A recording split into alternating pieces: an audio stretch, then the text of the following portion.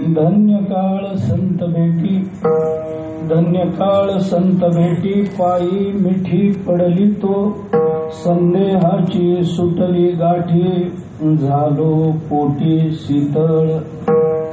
भवनदीचा झाला तारा, भवनदीचा झाला तारा, या उत्तरा प्रसादे, संदेहाची सुटली गाठी, झालो पोटी शीतळ. तुका म्हणे मंगळ आता, तुका म्हणे मंगळ आता, कोण दाता याहुनी, संदेहाची सुटली गाठी, झालो पोटी शीतळ. विठ्ठला विठ्ठला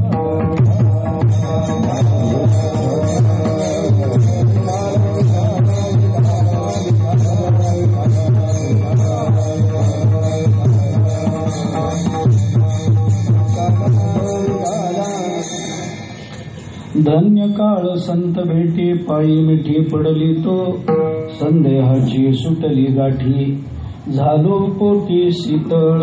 जगद्गुरु संत श्रेष्ठ श्री तुकाराम महाराज यांचा अत्यंत प्रसिद्ध, अत्यंत महत्वाचा असा अभंग आहे. या अभंगामधून तुकाराम महाराजांनी संतांच्या संबंधानं आपल्या जीवनामध्ये प्राप्त झालेल्या फलश्रुतीचा विचार केला आहे. संतांची भेट झाल्यानंतर, संतांची कृपा झाल्यानंतर मानवी जीवनामध्ये होणाऱ्या परिवर्तनाची नांदी, परिवर्तनाचा विचार, आणि जे परिवर्तन मानवी जीवनाला अंतर्बाह्य बदलून टाकणारं असतं, अशा परिवर्तनाचा फलश्रुतीचा विचार तुकोबराय प्रस्तुत अभंगातून मांडला. कारण मनुष्य हा ज्या ज्या कर्मामध्ये प्रवृत्त होतो, ज्या ज्या साधनेमध्ये प्रवृत्त होतो, ती साधना, ते कर्म करत असताना त्याच्या डोळ्यासमोर साधना नसते. साधना करतो पण डोळ्यासमोर साधना नसते. कर्म करतो पण डोळ्यासमोर कर्म नसतं. त्या साधनेतून प्राप्त होणाऱ्या फलाकडे त्याची दृष्टी असते. आणि जोपर्यंत त्या फलाची सामान्यत्वानं का होईना पण जाणीव होत नाही, तोपर्यंत मनुष्य त्या साधनेकडे अथवा त्या कर्माकडे प्रवृत्त होत नाही. अकामतः क्रियाः न करहिचित दृश्यन्ते, आचार्यांनी म्हटलं ब्रह्मसूत्र भाष्यामध्ये. अकामतः केलेली क्रिया जगतामध्ये तुम्हाला कुठे दिसणार नाही. कशासाठी करता काही माहित नाही, करतो आहे असं कोणी म्हणत नाही. आपण कीर्तनाला आला, काहीतरी हेतू ठेवून आला ना, काहीतरी हेतू ठेवून आला. ऐकणं, आपण कीर्तनाला, संध्याकाळची वेळ आहे, हातातलं काम सोडून संध्याकाळी आपण कीर्तनाला गेलं पाहिजे. आपण आळंदी नावाच्या क्षेत्रामध्ये राहतो, काहीतरी श्रवण घडलं पाहिजे. हे कशा करता चाललंय? तुम्ही इथं श्रवणाला आला, काहीतरी अंतःकरणामध्ये लाभाचा विचार आहे म्हणून. आणि मी सुद्धा एवढा प्रवास करून इथं कीर्तनाला आलो, काहीतरी लाभ मला होईल या अपेक्षेनेच आलो, म्हणजे इथलं सोडून द्या. पण बहुतांश ठिकाणी काहीतरी लाभाची अपेक्षा सर्वांच्या अंतःकरणामध्ये असते. विनाकारण कोणीही कुठल्या कर्माकडे प्रवृत्त होत नाही. त्यामुळं आपल्याला कोणत्याही ज्ञानेश्वरी असो, गाथा असो, अथवा संस्कृत स्तोत्र असो, अथवा आपलं कोणतंही वाङ्मय आपण पहा, या वाङ्मयामध्ये संतांच्या मुखातून निघालेल्या या शब्दपंक्तींच्या मध्ये कुठेतरी या सगळ्या ग्रंथाच्या अवलोकनाचं काही फल सांगितलेलं दिसून येतं. आपण ब्रह्मसूत्र भाष्याचा जर विचार केला किंवा एकूण ब्रह्मसूत्रांचा विचार केला, 555 ब्रह्मसूत्र आपल्याला 4 अध्यायामध्ये विभागलेली दिसून येतात. या 4 अध्यायांमध्ये विभागलेल्या ब्रह्मसूत्राची जी रचना ज्या पद्धतीनं केली गेली त्याचा विचार आपण करून बघा.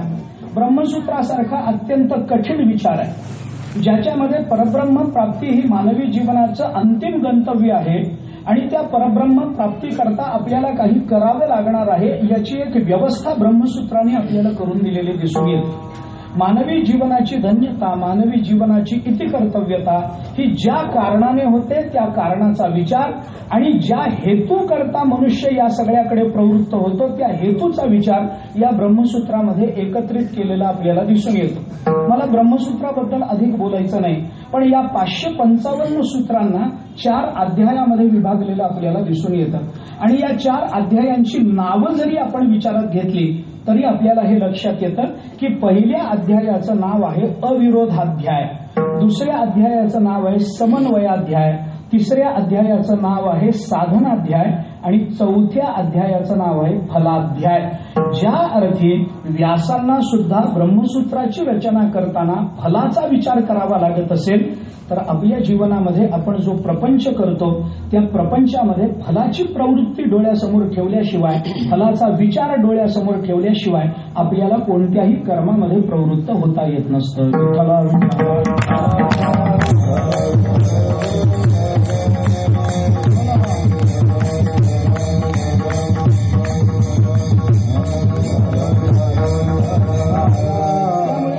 जीवनामध्ये फलाचा विचार, फलश्रुती विशेषत्वानं सांगितली जाते. आपण रोज स्तोत्र म्हणतो, परब्रह्मलिंगम भजे पांडुरंगम. आपण रोज म्हणतो, महायोग पीठे तटे भीमरथ्या उरम पुंडरीकाय दातुम मुनींद्रैः समागत्य तिष्ठन्तमानंद कंदम परब्रह्मलिंगम भजे पांडुरंगम. या सगळ्या पांडुरंगाष्टकाचा विचार करताना सगळ्यात शेवटच्या श्लोकामध्ये जगद्गुरु शंकराचार्यांनी या पांडुरंगाष्टक आपण कशा करता म्हणायचं आणि कसं म्हणायचं याचा विचार सांगताना आचार्य शेवटच्या श्लोकामध्ये आपल्याला सांगतात, स्तवम पांडुरंगस्य वैपुण्यदम्ये पठन्येक चित्तेन भक्त्याच नित्यम भवाम्भोनिधिं तेऽपि कीर्त्वान्तकाले हरेः आलयं शाश्वतं प्राप्नुवन्ति. जगद्गुरु शंकराचार्य आपल्याला हे सांगतात, स्तवम पांडुरंगस्य वैपुण्यदम्ये. पांडुरंगाचं हे चिंतन जर आपण रोज म्हणायला लागलो, कसं म्हणणार आहात तुम्ही? पठन एकचित्तेन भक्त्याच नित्यम.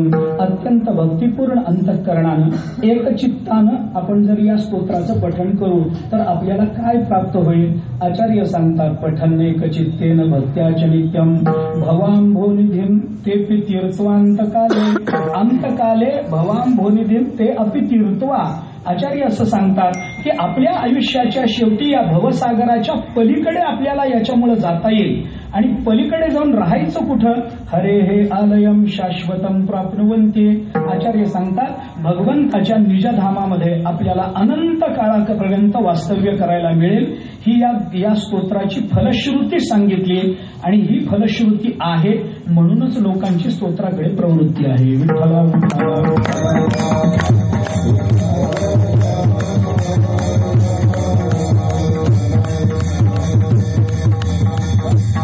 स्तोत्रामध्ये फलश्रुती सांगितलेली असते हे लक्षात ठेवा. फक्त या फलश्रुतीचं चिंतन करताना वक्त्याच्या संबंधानं वेगळं चिंतन करावं लागतं आणि श्रोत्याच्या संबंधानं वेगळं चिंतन करावं लागतं. बरं का, याच्यामध्ये फरक काय पडतो?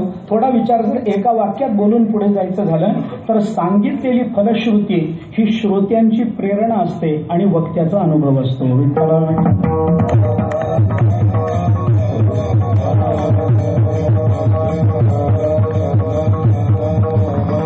त्यामुळे संत कृपेचा आपल्या जीवनावर होणारा परिणाम एका फलाच्या संबंधानं प्रस्तुत अभंगामध्ये तुकोबाराय आपल्याला बोलून दाखवतात. संतांची कृपा झाली, आपल्यावर होणारा परिणाम कोणता याचा विचार तुकाराम महाराजांनी केला आणि संत महात्म्यांचं वर्णन प्रस्तुत अभंगामधून तुकाराम महाराजांनी केलेलं आपल्याला दिसून येतं. त्यांच्या भेटीतून प्राप्त होणारं फल काय याचा विचारही तुकोबाराय बोलून दाखवतात. त्याच्यातून त्यांचं सामर्थ्य काय याचा विचार तुकाराम महाराज बोलून दाखवतात. संतांचं वर्णन करणं हा संतांचा स्वभाव असतो. बरं का, संतांचं, मी पुन्हा एकदा वाक्य सांगतो, संतांचं वर्णन करणं हा संतांचा स्वभाव असतो. संतांचंच वर्णन करणं हा फक्त संतांचा स्वभाव असतो. संतांचं वर्णनच करणं हा फक्त संतांचा स्वभाव असतो.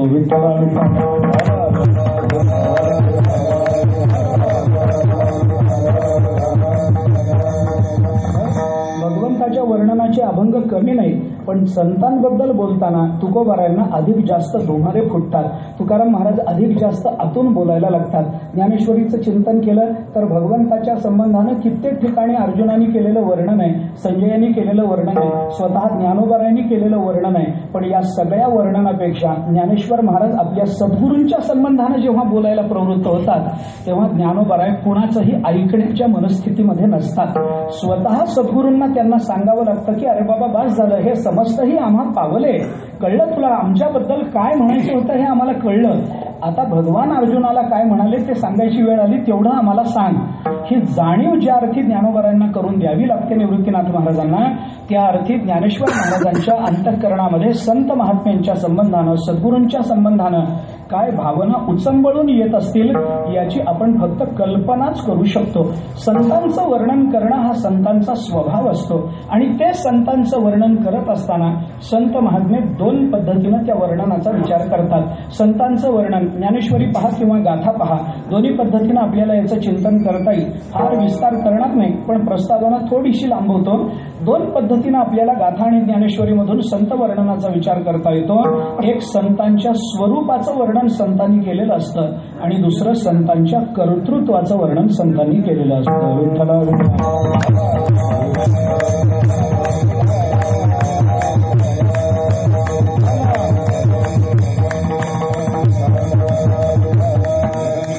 थोडासा विचार त्याच्यातला लक्षात घ्या. स्वरूपाचं वर्णन काही ठिकाणी दिसतं, काही ठिकाणी संतांच्या कर्तृत्वाचं वर्णन दिसतं. ज्ञानोबारायाने आपल्या सद्गुरूंचं वर्णन करताना अनेक ठिकाणी स्वरूपवाचक शब्द वापरलेले आपल्याला दिसून येतात. तिथं त्यांच्या स्वरूपाचं चिंतन ज्ञानोबारायांना करायचंय, तिथं कर्तृत्वाला वाव नाही. वेदांताच्या दृष्टीने आपण विचार केला तर जिथं स्वरूप आहे तिथं कर्तृत्व नाही आणि जिथं कर्तृत्व आहे तिथं स्वरूप नाही. कारण कर्तृत्व हा शब्द आपण केलेल्या कर्तृत्वाच्या म्हणजे आपण केलेल्या कर्माच्या सापेक्षतेनं अभिव्यक्त होणारा शब्द आहे आणि जिथं कर्म आहे तिथं स्वरूपाचा विचार करता येत नसतो. कारण कर्मानं स्वरूपाची प्राप्ती होते असं वेदांत मानत नाही. विठ्ठला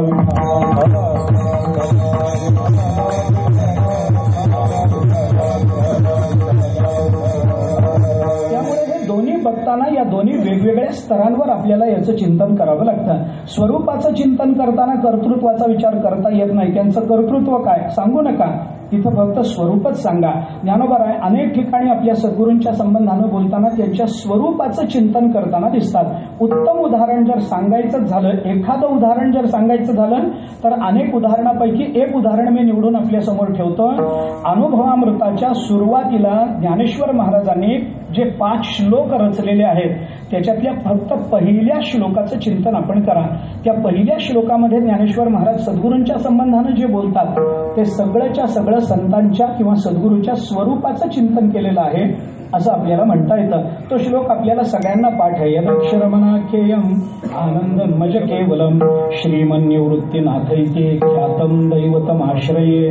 आपल्याला ज्ञानेश्वर महाराज असं सांगतात सद्गुरूंच्या संबंधानं की आमचे सद्गुरू कसे आहेत हे सांगताना वापरलेले शब्द आपण पहा. यद अक्षरम अनाख्येयम आनंदम अज केवलम श्रीमन निवृत्ती नाथ इथे ख्यातम दैवतम आश्रय.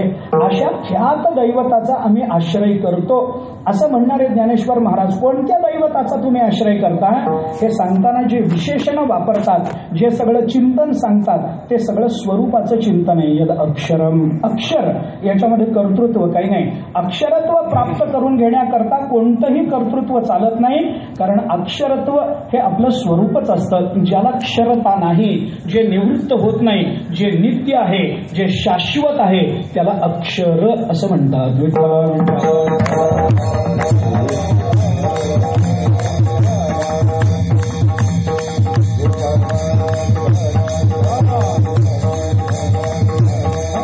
ज्याला नष्ट होणं माहिती नसतं, ज्याला संपणं माहिती नसतं, ज्याला कमी होणं माहिती नसतं त्याला अक्षर असं म्हणतात. आपल्याला अनेक उदाहरणं या संबंधामध्ये देता येतील.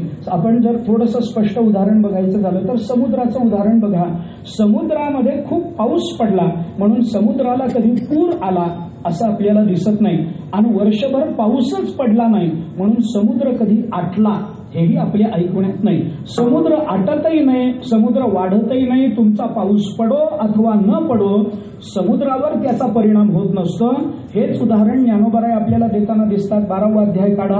12व्या अध्यायामध्ये संतुष्ट सततम योगी यथात्मा दृढ निश्चय. याच्यामध्ये संतुष्ट या पदावर व्याख्यान करताना ज्ञानोबारायांची पहिली ओवी आपल्याला दिसून येते. वारशीये वेण सागर जैसा झळे नित्य निर्भर तैसा निरुपचारू संतोषी जो. ज्ञानोबाराय बोलतात वारशीये वेण सागरू जैसा. ज्या पद्धतीनं पाऊस न पडल्यावर समुद्र जसा असतो तसं प्रपंचातली सुखदुःख आली काय अथवा गेली काय. प्रपंचामध्ये अत्यंत प्रतिकूलता निर्माण झाली आणि प्रपंचामध्ये अत्यंत अनुकूलता निर्माण झाली तर प्रतिकूलतेमध्ये ज्यांना नैराश्य येत नाही आणि अनुकूलतेमध्ये जे उन्मत्त होत नाहीत अशी जी स्थिती, अशी जी अवस्था असते तिला अक्षर अवस्था असं म्हणतात. त्याच्यामध्ये क्षरत्व नाही. क्षरत्व स्वरूपाच्या बाबतीत विचार करताना क्षरत्व हे फक्त कमी होण्याच्याच बाबतीत लावलं जातं असं नाही. आयुर्वेदामध्ये काय आहे की अपंग असा शब्द वापरला जातो की नाही. आता हल्ली तो शब्द वापरायला फारशी परवानगी नाही बरं का. थोडंसं आपण जर शासनाच्या शब्दकोशामध्ये जर गेलो ना तर शासन अपंग शब्द लावू देत नाही. आता दिव्यांग असा शब्द लावावा लागतो बरं का. शासनमान्य शब्द आहे दिव्यांग.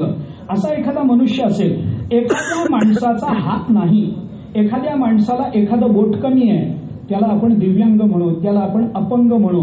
पण एक बोट कमी असेल तरच तो अपंग असतो असं नाही. एक बोट वाढून आलं तरी त्याला अपंगच म्हणतात बरं का. वाढून आलं तरी अपंगत्वच आहे आणि कमी झालं तरी अपंगत्वच आहे. तसं क्षरत्वाच्या बाबतीत विचार करत असताना ज्याच्या ठिकाणी वृद्धी होण्याची शक्यता असते त्याच्याच ठिकाणी क्षरत्वाची शक्यता असते. विठ्ठला विठ्ठला.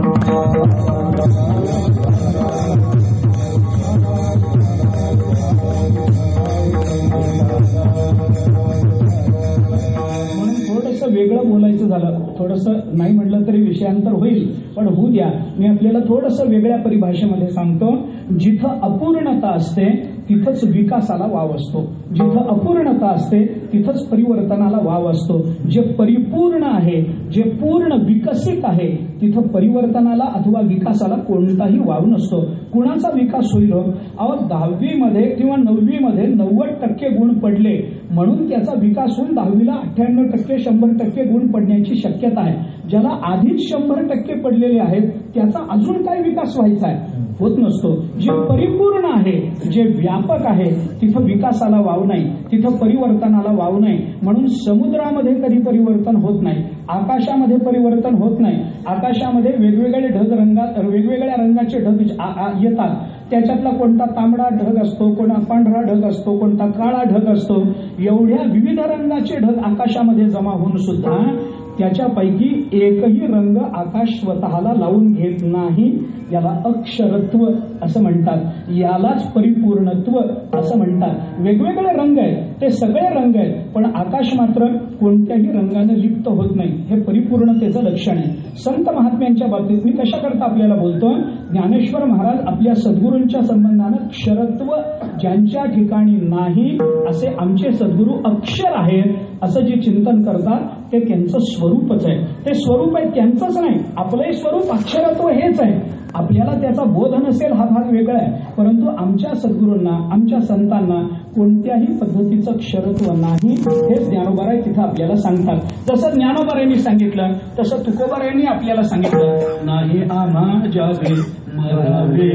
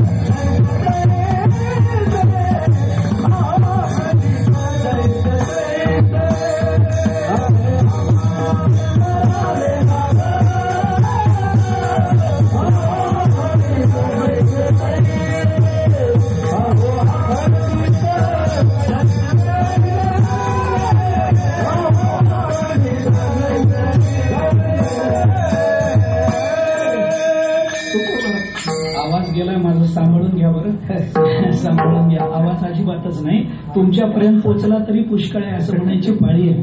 असं ऐका, तुकोबाराय काय म्हणतात, स्वस्वरूपाच्या संबंधानं बोलताना तुकाराम महाराजांनी ही भाषा बोलून दाखवली. नाही आम्हा जावे म्हणावे लागत. आम्हा जावे लागत नाही म्हणजे आम्हाला जन्मालाही यावं लागत नाही आणि आम्हाला मरावंही लागत नाही. मग आम्ही कसे आहोत? आहो अखंडित जैसे तैसे.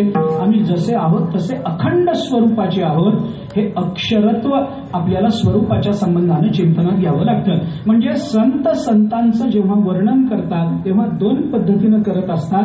एक स्वरूपाचं वर्णन असतं, दुसरं कर्तृत्वाचं वर्णन असतं. स्वरूपाचं चिंतन करताना संतांचं स्वरूप सांगणं हेही संतांना शक्य आहे, पण स्वरूपाचं चिंतन सगळ्यांना कळेलच असं आपल्याला म्हणता येत नाही. कारण स्वरूप कुणाला कळतं? ज्यांना स्वरूपाचं परोक्षत्वानं का होईना ज्ञान आहे, त्यांना स्वरूपाचं फक्त परोक्ष शाब्द ज्ञान होतं, त्यांना अनुभव येत नाही स्वरूपाचा. लक्षात घ्या. थोडंसं एक जाता जाता दोन वाक्य बोलतो या संबंधामध्ये. ऐका, स्वरूपाचं ज्यांना परोक्षत्वानं ज्ञान आहे त्यांना स्वरूपाचा परोक्षत्वानं फक्त शाब्द बोध होतो, अनुभव त्यांना येत नाही. पण जे शब्दाच्या पलीकडे जाऊन स्वरूपाचं चिंतन करू शकतात आणि जे स्वरूपावर अधिष्ठित होऊ शकतात त्यांना स्वरूपवाचक वर्णनातून पुन्हा प्रत्ययाचा आनंद येऊ शकतो.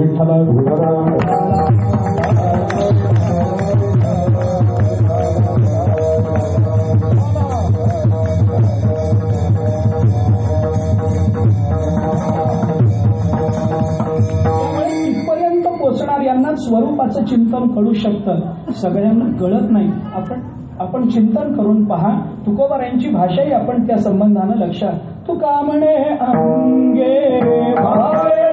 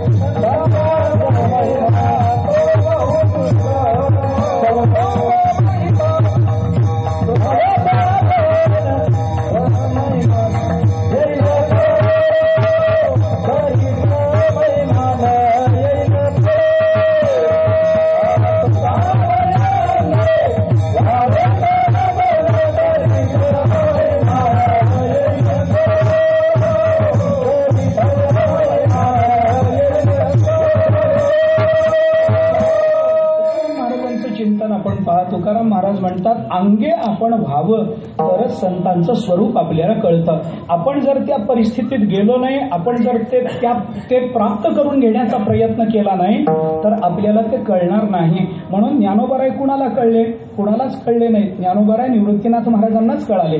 ज्ञानोबाराय कुणाला कळाले? कुणालाही कळाले नाही. ते तुकाराम महाराजांनाच कळाले. का?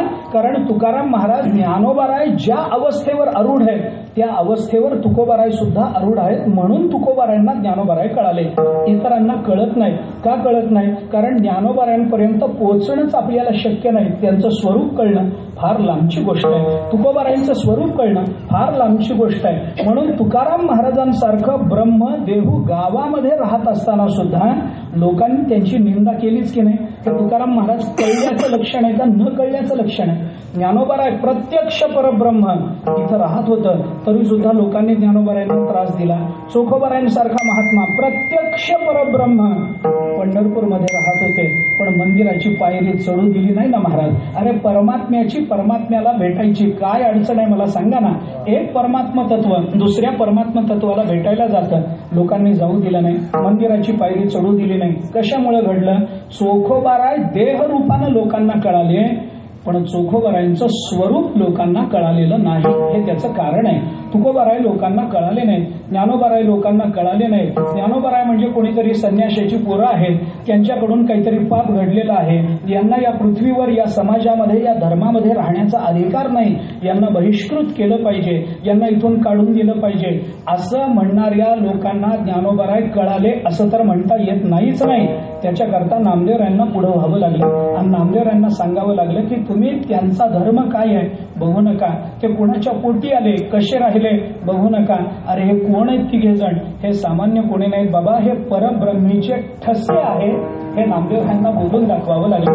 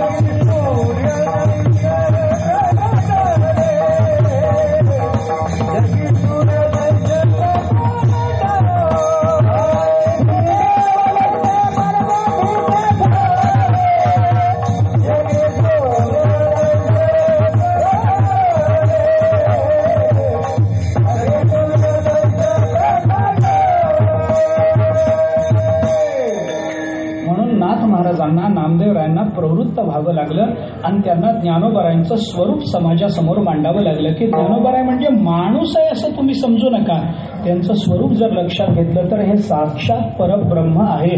म्हणून नाथ महाराजही कैवल्याचा पुतळा असा शब्द वापरतात. कैवल्याचा पुतळा म्हणजे काय, केवल, केवल या शब्दाचं भाववाचक कैवल्य असं होतं बरं का. केवल या शब्दाचा अर्थ एक असा आहे बरं का. एकटं वेगळं आणि एक वेगळं. एकटं राहण्यामध्ये द्वैताची सापेक्षता आहे, पण एक राहण्यामध्ये द्वैत निरपेक्ष एकरूपता आपल्याला विचारात घ्यावी लागते. एकटं राहणं वेगळं असतं आणि एक राहणं वेगळं असतं. आपण चिंतन करा, आपण घरी जातो, घरून आळंदीला येतो, आळंदीहून पुन्हा घरी गेलो की आपल्याला विचारतात कुठं गेला होता, आळंदीला गेलो होतो. कोण कोण होतं, कोणी नाही, एकटा होतो. आता एकटा म्हणून बाहेर पडलेला आळंदीत राहतो, तो एकटा असतो का, एकटा नसतो, त्याच्याबरोबर अनेक लोक असतात, लोकांना तो भेटत राहतो. हे एकटं राहण्याचं लक्षण नाही, ह्याला एकटं म्हणत नाही. एकटं वेगळं आणि एक वेगळं बरं का. माणसानं एक असावं, माणसानं एकटं असू नये परमार्थामध्ये बरं का. परमार्थामध्ये एकटं राहिलं परमार्थ घडत नाही, परमार्थामध्ये एक झाला तो परमार्थ सिद्ध झाला. विठ्ठल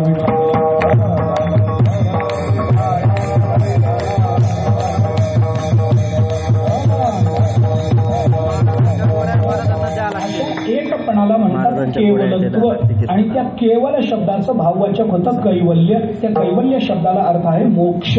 कैवल्य म्हणजे मोक्ष. या कैवल्याचा म्हणजे मोक्षाचा ज्ञानोबाराय पुतळा आहेत.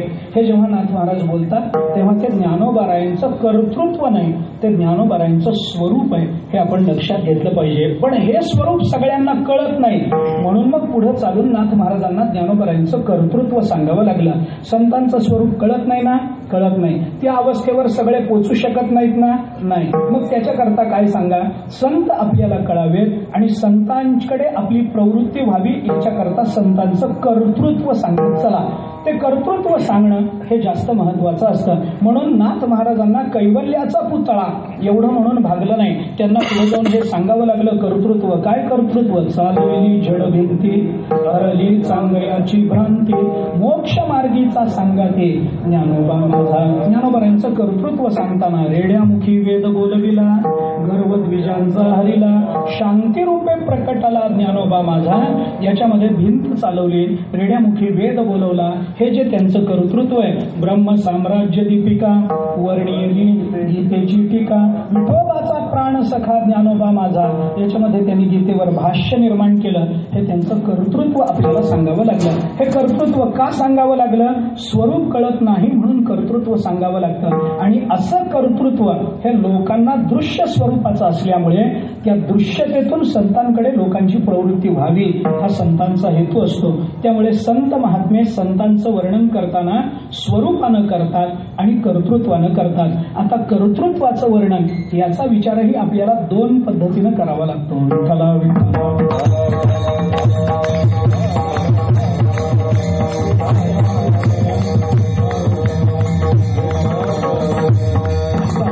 संतांचं कर्तृत्व सुद्धा दोन प्रकारानं विचारात घ्या. कोणत्या दोन प्रकारानं कर्तृत्वाचं वर्णन संतांनी केलं? एक स्वजीवनोद्धारक कर्तृत्व असतं आणि एक परजीवनोद्धारक कर्तृत्व असतं किंवा जगदोद्धारक कर्तृत्व असतं. स्वजीवनोद्धारक कर्तृत्व हे संतांतच आहे, त्यांचंच वर्णन करावं लागतं. ते स्वजीवनाचं उद्धार करणारं कर्तृत्व आहे म्हणूनच करावं लागतं. आणि दुसरं जे वर्णन करावं लागतं ते स्वला सोडून असणारं जगदोद्धारक कर्तृत्व त्यांचं काय आहे या दृष्टीनं त्यांचं कर्तृत्व आणि त्यांचं वर्णन करावं लागतं. विठ्ठला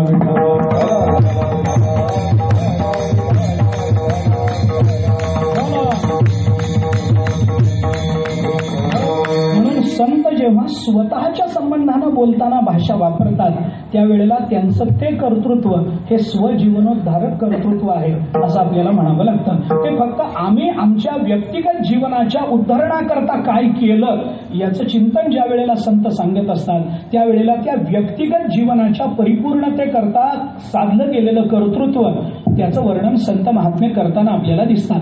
याची उदाहरणं आपल्याला बऱ्याच अंशांनी देता येतील. तुकोबा काय आहे, संतांचा विचार करताना आपण ज्ञानोबारायांचे जीवनचरित्र पहा आणि तुकोबारायांचे जीवनचरित्र पहा. तुकोबाराय स्वजीवनाच्या संबंधानं बोलताना दिसतात, ज्ञानोबाराय स्वजीवनाच्या संबंधानं बोलताना दिसत नाही, हे लक्षात घ्या. ज्ञानोबाराय स्वसाधनेच्या संबंधानं कधीही बोलत नाही, पण तुकोबाराय मात्र स्वसाधनेच्या संबंधानं बोलताना दिसतात. का असं? कारण संतांचे तसे दोन प्रकार असतात, साधनसिद्ध संत, अजानसिद्ध संत. अशा पद्धतीनं संतांच्या जीवनचरित्राचा दोन पद्धतीनं विचार केला जातो, तो मुद्दा स्वतंत्र आहे. पण काही वेळेला तुकाराम महाराजांसारखा महात्मा जेव्हा स्वजीवनाच्या संबंधानं बोलतो आणि ते बोलत असताना स्वकर्तृत्व सांगत असतो तेव्हा त्यांनी सांगितलेलं स्वतःचं कर्तृत्व हे फक्त त्यांच्या व्यक्तिगत जीवनाच्या उद्धरणाचं असतं. विठ्ठला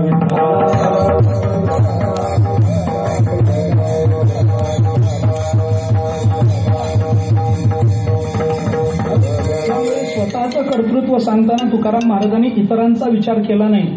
तिथं मात्र तुकाराम महाराजांनी असं स्वतःचं कर्तृत्व सांगितलं आणि हे सांगताना तुकोबराय बोलतात, धन्य आम्ही तुका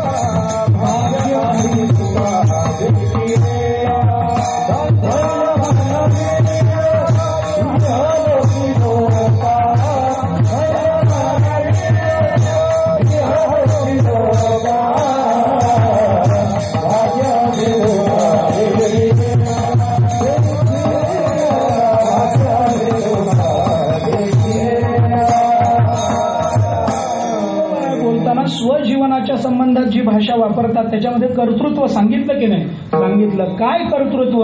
आम्ही असं कर्तृत्व गाजवू. काय गाजवू बाबा? अरे घोटवीन लाळ ब्रह्मज्ञाने हाती, मुक्ता आत्मस्थिती सांडवीन, ब्रह्मीभूत काया होतसे कीर्तने, भाग्य तरी ऋणी देवाईसा. देव आमचा ऋणी होईल असं कर्तृत्व आम्ही गाजवू. पण हे कर्तृत्व सांगताना हा देव सगळ्या जगाचा ऋणी होईल असं नाही, फक्त आमचा ऋणी होईल. धन्य म्हणवीन इहलोकी लोका, भाग्य आम्ही तुका देखीला, भाग्य आम्ही जग देखीले असं नाही म्हणलं. फक्त स्वतःच्या जीवनाच्या संबंधामध्ये तुकोबारायची भाषा बोलतात.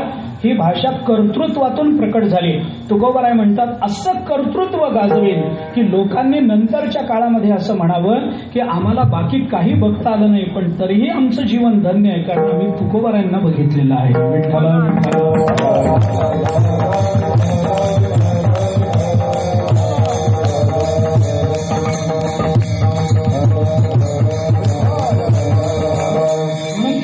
हे कर्तृत्वच आहे की नाही? कर्तृत्वच आहे. त्यांनी काय केलं, आम्ही असं करू, आम्ही तसं करू, आमच्या जीवनामध्ये आम्ही असं करू, आमचं तसं चालू आहे, हे जे तुकोबारायांचं स्वजीवनाच्या संबंधानं बोलणं आहे ते कर्तृत्वाचंच बोलणं आहे. पण ते कर्तृत्व फक्त व्यक्तिगत जीवनोद्धारक कर्तृत्व म्हणून विचारात घ्या. ते जगाच्या उद्धारणाकरता सांगितलेलं कर्तृत्व नाही. याच्याने जग उद्धरून जावं असं नाही. भाग्य आम्ही तुका देखील धन्य म्हणवेल, मी धन्य म्हणवून घेईन असं कर्तृत्व मी गाजवेल. अशा पद्धतीनं माझं आचरण असेल, अशा पद्धतीनं माझी भक्ती असेल, अशा पद्धतीनं माझी अभिव्यक्ती असेल, अशा पद्धतीनं माझ्या कीर्तनाचा आविष्कार असेल की ज्या आविष्कारातून लोकांना असं वाटलं पाहिजे की आमचं जीवन धन्य आहे, कारण आम्ही तुकाराम महाराजांना बघितलं, आम्ही तुकाराम महाराजांची वाणी ऐकली, आम्हाला तुकाराम महाराज लांबून का होईना दिसले बाबा, याच्यातच आम्ही जन्माला आल्याचं सार्थकत्व आहे असं लोकांना वाटावं, असं कर्तृत्व मी गाजवीन. असं जे तुकाराम महाराजांचं बोलणं आहे हे कर्तृत्वाचंच बोलणं आहे. मी असं करीन हे कर्तृत्वच आहे, पण ते कर्तृत्व स्वजीवनोद्धारक कर्तृत्व आहे. इतरांचा त्याच्याशी संबंध नाही. पण दुसरा विचार जर आपण लक्षात घेतला तर संतांचं कर्तृत्व दुसऱ्या प्रकारानं गायलं जातं, ते म्हणजे जगदोद्धारक कर्तृत्व असतं. संत जसा स्वजीवनाचा उद्धार करून घेतात तसं संत महात्मे जगाच्याही उद्धाराकरता अवताराला आलेले असतात. जगाच्या कल्याणा संतांच्या विभूती देह कष्टविती परोपकारे, या चरणामध्ये परोपकारे देह कष्टविती, स्वजीवनाचा विचार नाही, जगाच्या कल्याणा याच्यामध्ये स्वतःचा विचार नाही. इथं मात्र संतांचं कर्तृत्व गायलं गेलं, ते कर्तृत्व जगदोद्धारक कर्तृत्व आहे म्हणून विचारात घ्यावं लागतं. विठ्ठला विठ्ठला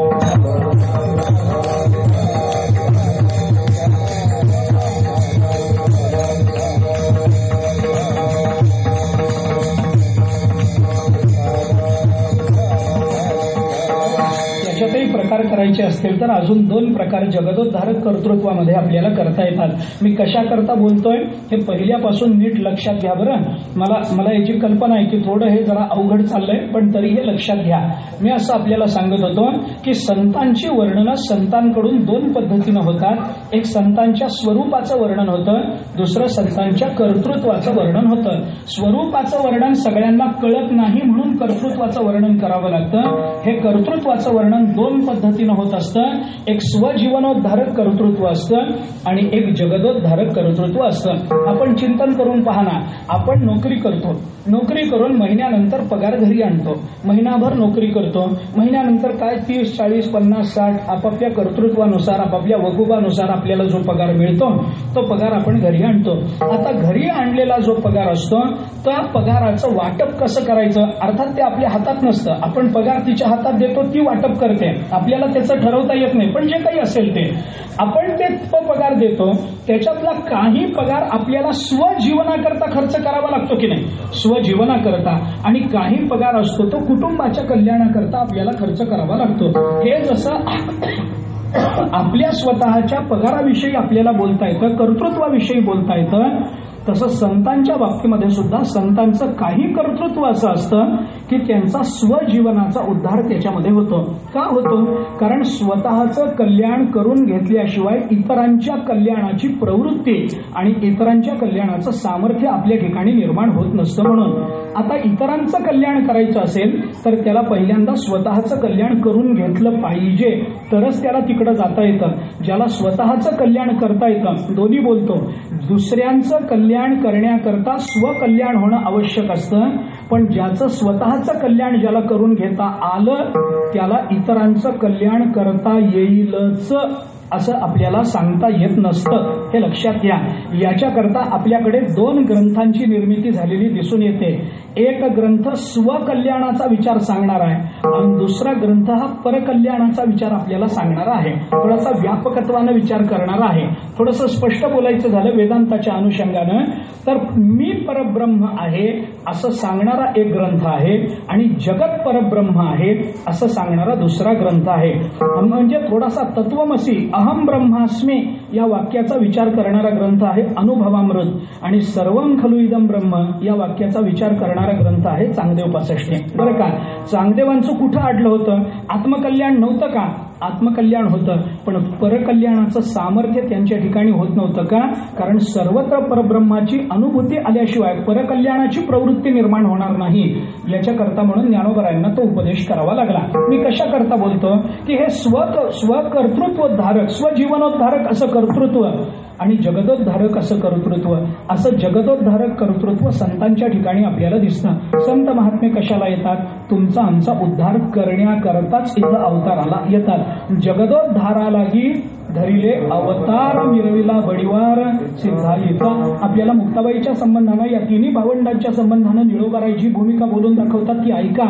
आपल्याला ज्ञानोबारायांच्या संबंधानं या तिन्ही भावंडांच्या संबंधानं बोलून दाखवल्यानंतर शेवटी बोलताना निळोबाराय हे बोलतात की जगदोद्धारालागी धरिले अवतार. यांचा अवतार कशा करताय? स्वजीवनाच्या उद्धरणाकरता नाही, मग जगताच्या उद्धरणाकरता संतांचा अवतार असतो. जगतातल्या प्रत्येक जीवाचा उद्धार व्हावा ही संतांची इच्छा असते आणि त्या इच्छेला अनुसरून जगतातल्या प्रत्येक घटकाकरता त्यांच्याकडून जी क्रिया केली जाते त्याला जगदोद्धारक कर्तृत्व असं म्हटलं जातं.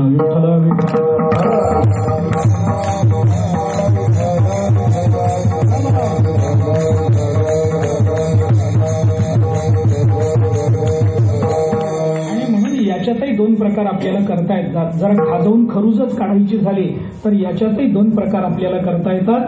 एक अधिकार भेदानं सांगितलं जगताचं केलं गेलेलं उद्धरण आणि दुसरं सर्वेशाम केलं गेलेलं उद्धरण. अशा दोन्ही पद्धतीनं विचार करता येतो. चांगदेवांचा विचार केला तरी त्याही निमित्तानं जगताचंच उद्धरण आहे, परकल्याणाचाच विचार आहे, पण त्याच्यामध्ये अधिकार भेदानं विचार केला गेला आणि हरिपाठाचा विचार केला तर कोणताही अधिकार न बघता सगळ्यांचं कल्याण व्हावं ही एकमेव इच्छा दिसून येते.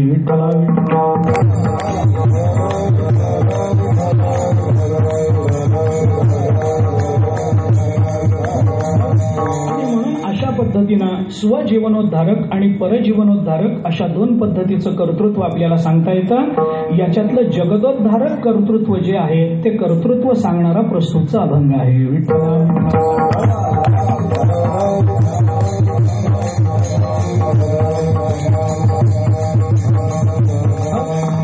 आपला उद्धार करण्याकरता इथं अवताराला आलेले असतात. आता आपला उद्धार ते करतात ही गोष्ट खरी, पण हा उद्धार करत असताना तो कशा पद्धतीनं करतात याचाही विचार केला पाहिजे. हरिमुखे म्हणा हे सगळ्यांनाच कळावं म्हणून ज्ञानोबारायांनी सांगितलं, गोष्ट खरी, पण हरिमुखे म्हणा असं म्हणताना हरिमुखे म्हणा म्हणूनही लोक हरी म्हणत नाहीत मुखानं. ही अडचण आहे ना. आपण काय होतं थोडंसं लक्षात घ्या. हरिपाठ करणं ही आपली साधना आहे, याच्याबद्दल वाद नाही, पण साधनेबरोबर हरिपाठाच्या शब्दाचे चिंतन झालं पाहिजे की नाही? झालं पाहिजे. याच्यात ज्ञानोबाराय आपल्याला काय सांगतात? तुम्ही मुखानं हरी म्हणा हा ज्ञानोबारायांचा उपदेश आहे. आपण काय म्हणतो? तुम्ही मुखानं हरी म्हणा हेच आपण म्हणतो. अरे तुम्ही म्हणा तर हरिमुखे म्हणा या शब्दाला किंमत येते ना. हरिमुखे म्हणा कुणाकरता सांगितलं? आपल्याकरता सांगितलं. याचा अर्थ काय? आपण मुखानं हरी हरी हरी या पदाचं उच्चारण केलं पाहिजे ही ज्ञानोबारायांची अपेक्षा की नाही? मग आपण काय करतो? हरी म्हणतो का हरिमुखे म्हणा आपणही म्हणत राहतो. हे आपण म्हणायचं नाही, हे ज्ञानोबारायांनी म्हणायचं, आपण नुसतं हरी म्हणायचं. विठ्ठला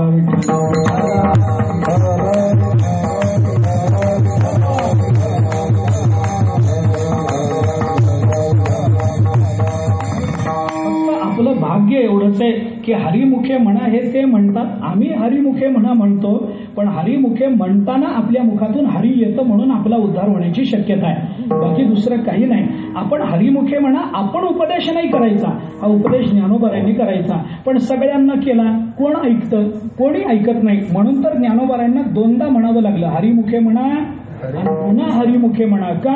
कारण 700 वर्षापूर्वी ज्ञानोबारायांना हे माहिती होतं की एकदा सांगून ऐकणाऱ्यातले हे नाहीच आहे.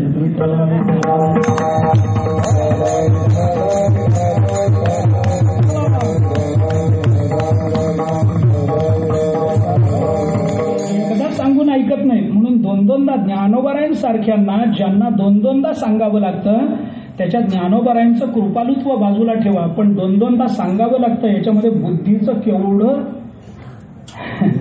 ऐकणार, याच्या बाबतीत बुद्धीचं मान्य केवढं आहे लक्षात घ्या ना. आपल्याला सुद्धा दोन-दोनदा सांगावं लागलं ज्ञानोबारायांना. आता हरिमुखे म्हणा हा उपदेश ज्ञानोबारायांनी जगता करता केला, हा भाग वेगळा आहे. पण कोणी त्या शब्दाचा उच्चार करत नाही, कोणी हरी हरी हरी हरी म्हणत नाही, रामकृष्ण हरी स्वतंत्र भजन आपण करत नाही. मग आपण काय करतो? ज्ञानोबाराय म्हणतात तेच आपण लोकांना सांगतो, हरिमुखे म्हणा, हरिमुखे म्हणा. अरे तू म्हण बाबा, लोकांना सांगू नको, तू म्हण. त्याच्याकरता ज्ञानोबारायांनी सांगितलं. आपणही म्हणतो हरिमुखे म्हणा, हरिमुखे म्हणा, पण तू म्हण ना. म्हणालो ना, कुठं? हरिमुखे म्हणताना हरी आलं ना, तेच माझं म्हणणं आहे, तेच म्हणणं आहे. वेगळे सायास आम्हाला करावेसे वाटतच नाही, हे आमची अडचण आहे. म्हणून संतांच्या जगदोद्धारक कर्तृत्वाचा विचार करत असताना दोन पद्धतीनं विचार करा, असं मी जो म्हणतो आहे.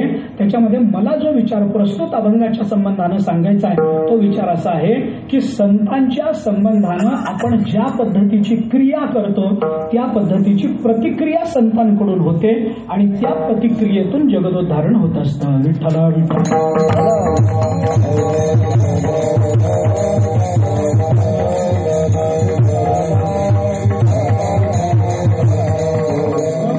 प्रस्तुत अभंग त्याचा निदर्शक आहे बरं का, या विचाराचा निदर्शक आहे. संतांच्या संबंधानं जगताकडून अपेक्षित असणारी क्रिया आणि त्या क्रियेची संतांकडून उमटणारी प्रतिक्रिया, असा जो पारमार्थिक संबंध आहे, तो संबंध प्रस्तुत अभंगातून तुकोबारायांनी आपल्याला सांगितलेला दिसून येतो.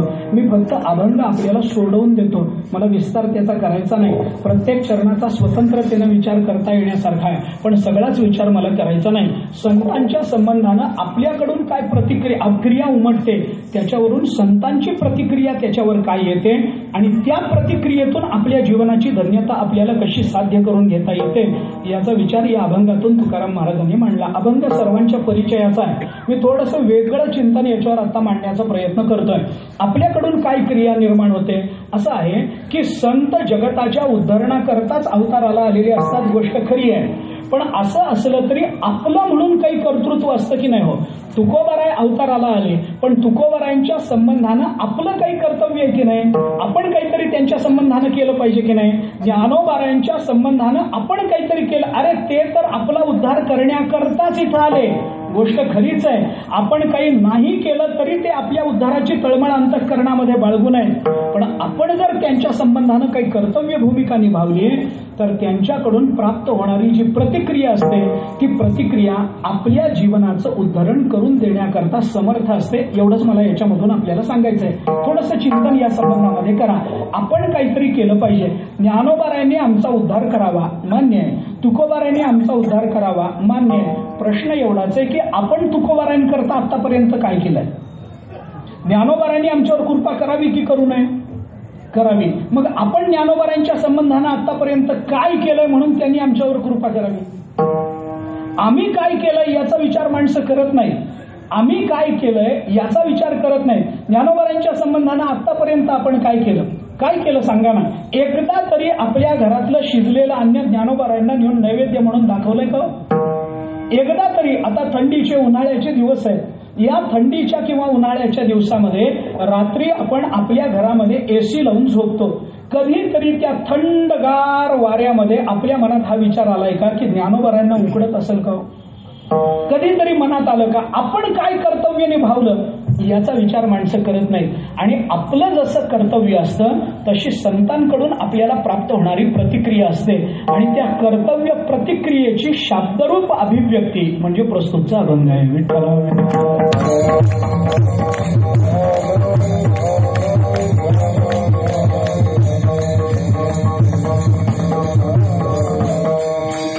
उन्हाळ्यामध्ये आपल्याला थंडगार पाणी प्यावं वाटतं.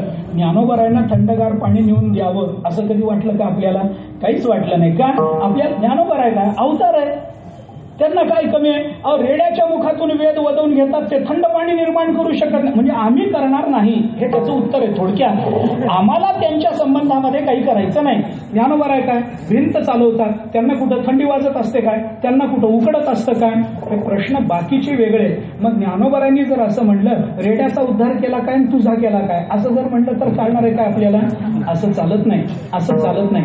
आपण त्यांच्या संबंधानं काय क्रिया करतो या संबंधातून त्यांच्याकडून उमटणारी प्रतिक्रिया ज्ञानोबरायाने तुकोबरायाने आपल्याला या चारही चरणामध्ये सांगितलेली आहे. म्हणून मी म्हटलं मी आपल्याला फक्त अभंग सोडवून देतो, मला लांबण लावायचं कारण नाही. थोडक्यामध्ये त्याचा विचार मी आपल्या समोर ठेवतो. तुकाराम महाराजांनी या संबंधामध्ये जे चिंतन केलंय त्याच्यामध्ये आपल्याकडून घडणाऱ्या क्रिया या 4 पद्धतीनं असतात. त्या तुकोबराय आपल्याला या 4 चरणामध्ये बोलून दाखवतात. आपल्याकडून घडणाऱ्या क्रिया काय आहेत? आपण संतांना पाहतो, ही आपल्याकडून घडणारी पहिली क्रिया आहे. पाहिल्यानंतर आपण त्यांचं दर्शन घेतो, ही त्यांच्या संबंधानं घडणारी आपल्याकडून घडणारी दुसरी क्रिया आहे. आपण त्यांच्याशी बोलतो, ही आपल्याकडून घडणारी तिसरी क्रिया आहे. आणि आपण त्यांच्या समोर जाऊन काही याचना करतो, ही आपल्याकडून घडणारी चौथी क्रिया आहे. या 4ही क्रियांच्या प्रतिक्रिया या 4ही चरणामध्ये तुकोबरायांनी आपल्याला सांगितलेल्या आहेत.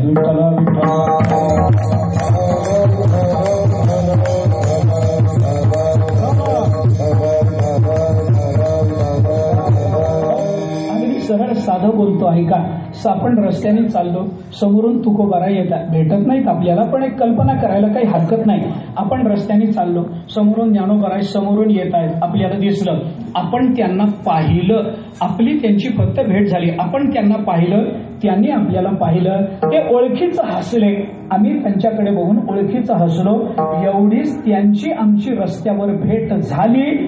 त्या भेटीचा परिणाम आमच्या जीवनाचा संपूर्ण काळ धन्य होतो, या प्रतिक्रियेतून उमटतो. अभंगाच्या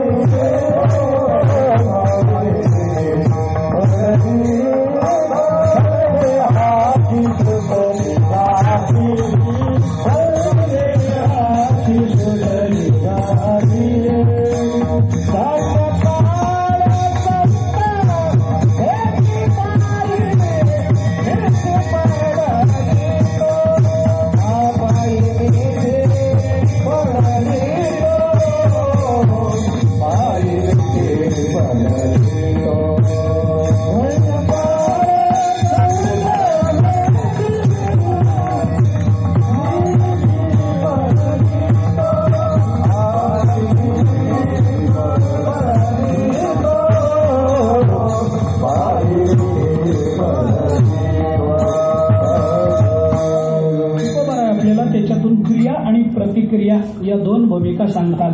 आपल्याकडून काय क्रिया घडली? आपण संतांची भेट घेतली आणि त्यांच्याकडून प्रतिक्रिया काय उमटली? त्याने आमचा काळ धन्य करून टाकला. धन्य काळ संत भेटी.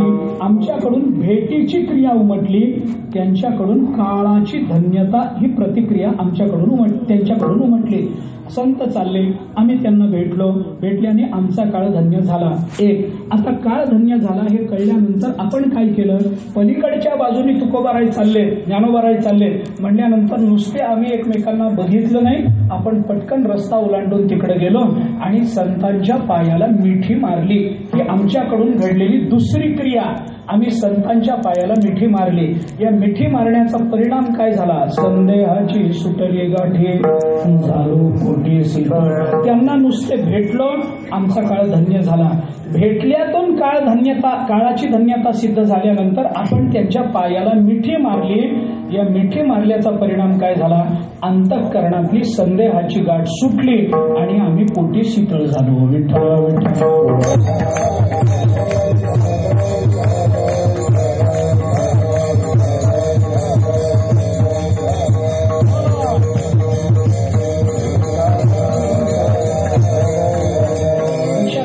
आपण त्यांच्या पायी मिठी मारली, परिणाम अंतःकरणातले सगळे संदेह गेले. आपल्याला कितीतरी ठिकाणी तुकोबारांनी हे सांगून ठेवलेलं आहे, तुका म्हणे सोडिल्या गाठी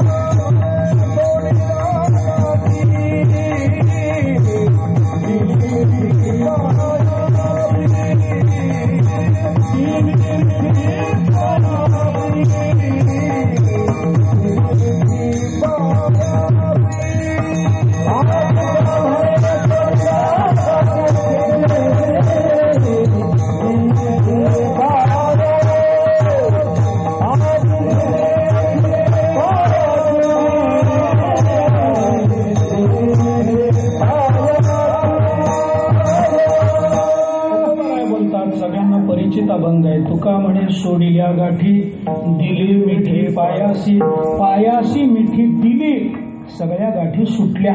असं एक चिंतन आपल्याला करता येतं. तेच तुकोबाराय सांगतात, धन्य काळ संत भेटी. काय झालं, पायी मिठी पडली तो संदेहाची सुटली गाठी. आमच्या गाठी सगळ्या सुटून गेल्या, सगळा संदेह निवृत्त झाला. कशामुळे झाला, आम्ही त्यांच्या पायाला मिठी मारली म्हणून. आपण त्यांना भेटलो, त्यांची दृष्टी भेट झाली, धन्य काळ झाला. धन्य काळ संत भेटी. भेटी या शब्दाचा अर्थ दृष्टी भेटी असा करा. त्यांची दृष्टी भेट झाली, परिणाम काय झाला, विषय व्याळे मिठी गिधलिया मुठी काठी ते तुझी कृपा दृष्टी निर्विष होय. हे ज्ञानोबा 12व्या अध्यायामध्ये बोलून दाखवतात की नाही. तसा आमचा काळ धन्य झाला. कशानं, नुसती दृष्टी त्यांची आमच्यावर पडली, आमचा काळ धन्य झाला. मग आम्हाला काळ धन्य झाला, आनंद वाटला, म्हणून आम्ही त्यांच्या जवळ गेलो, त्यांच्या पायाला मिठी मारली. मिठी मारल्याचा परिणाम असा झाला, संदेहाची सुटली गाठी. आमच्या सगळ्या गाठी निवृत्त होऊन गेल्या. विद्यते हृदय ग्रंथी छिद्यन्ते सर्व संशय क्षीयन्ते चास्य कर्माणि तस्मिन् दृष्टे परावरे. उपनिषदाने आपल्याला बोलून दाखवलं, संदेहाची गाठ सुटली. कारण संदेहाची गाठ ठेवली तर बाकी काही नाही. मी त्याच्याकडे नंतर येईन, कदाचित थोडासा वेळ राहिला तर त्या संबंधानं बोलतो. पण संदेहाची गाठ सुटणं अत्यंत आवश्यक आहे.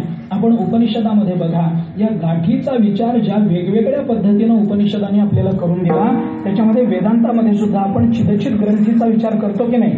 चित ग्रंथी, अचित ग्रंथी, चिदचित ग्रंथी, या सगळ्या ग्रंथी. ग्रंथी या शब्दाचा अर्थ काय, गाठ. ग्रंथी या शब्दाचा अर्थ आहे गाठ.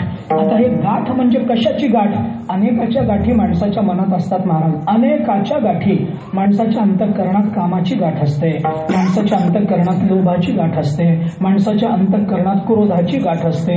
म्हणून हे काय आहे, या चरणाच्या विषयी 2 पाठभेद आहेत. संदेहाची सुतली गाठी असा एक पाठ आहे आणि संदेहाच्या सुतल्या गाठी असाही दुसरा पाठ आहे. संदेहाच्या सुतल्या गाठी असा विचार करायचा असला तर आपल्याला वेगवेगळ्या गाठी सांगता येतात. सांगता येत नाही तसं नाही. मी आपल्याला कितीतरी गाठींचा विचार या संबंधामध्ये बोलून दाखवतो. विद्यते हृदय ग्रंथी छिद्यन्ते सर्व संशय. इथं हृदय ग्रंथी असा शब्द उच्चारला की नाही. किंवा आपण कठोपनिषदामध्ये चला, यदा सर्वे प्रभिद्यन्ते हृदयस्थ इह ग्रंथयः अथ मर्त्यो अमृतो भवति एतानुवधी अनुशासन. यमधर्म ज्या वेळेला नचिकेत्याला उपदेश करतात त्यावेळेला नचिकेत्याला ब्रह्मज्ञानाचा उपदेश करताना यमधर्माने असं सांगितलं, यदा सर्वे प्रभिद्यन्ते हृदयस्थ इह ग्रंथयः. अंतःकरणातल्या हृदयातल्या या ग्रंथी यदा सर्वे प्रभिद्यन्ते या सगळ्या ग्रंथीचा छेद झाला. परिणाम काय होतो? अथ मर्त्यो अमृतो भवति एतानवधी अनुशासनम. बाबा परमार्थ म्हणजे काय? जो मर्त्य असतो तोच अमृत स्वरूपाला प्राप्त होतो. कशातून? यदा सर्वे प्रभिद्यन्ते हृदयस्थ इह ग्रंथयः. इथं हृदयस्थ इह ग्रंथयः याच्यातल्या इह पदावर भाष्य करताना जगद्गुरु शंकराचार्यांनी असं सांगितलं ही ग्रंथी दुसरी कोणती नसून कामाची ग्रंथी असते. ज्याच्या अंतःकरणातली कामाची गाठ सुटली तोच अमृत स्वरूपाला प्राप्त होत असतो. विठ्ठल विठ्ठल.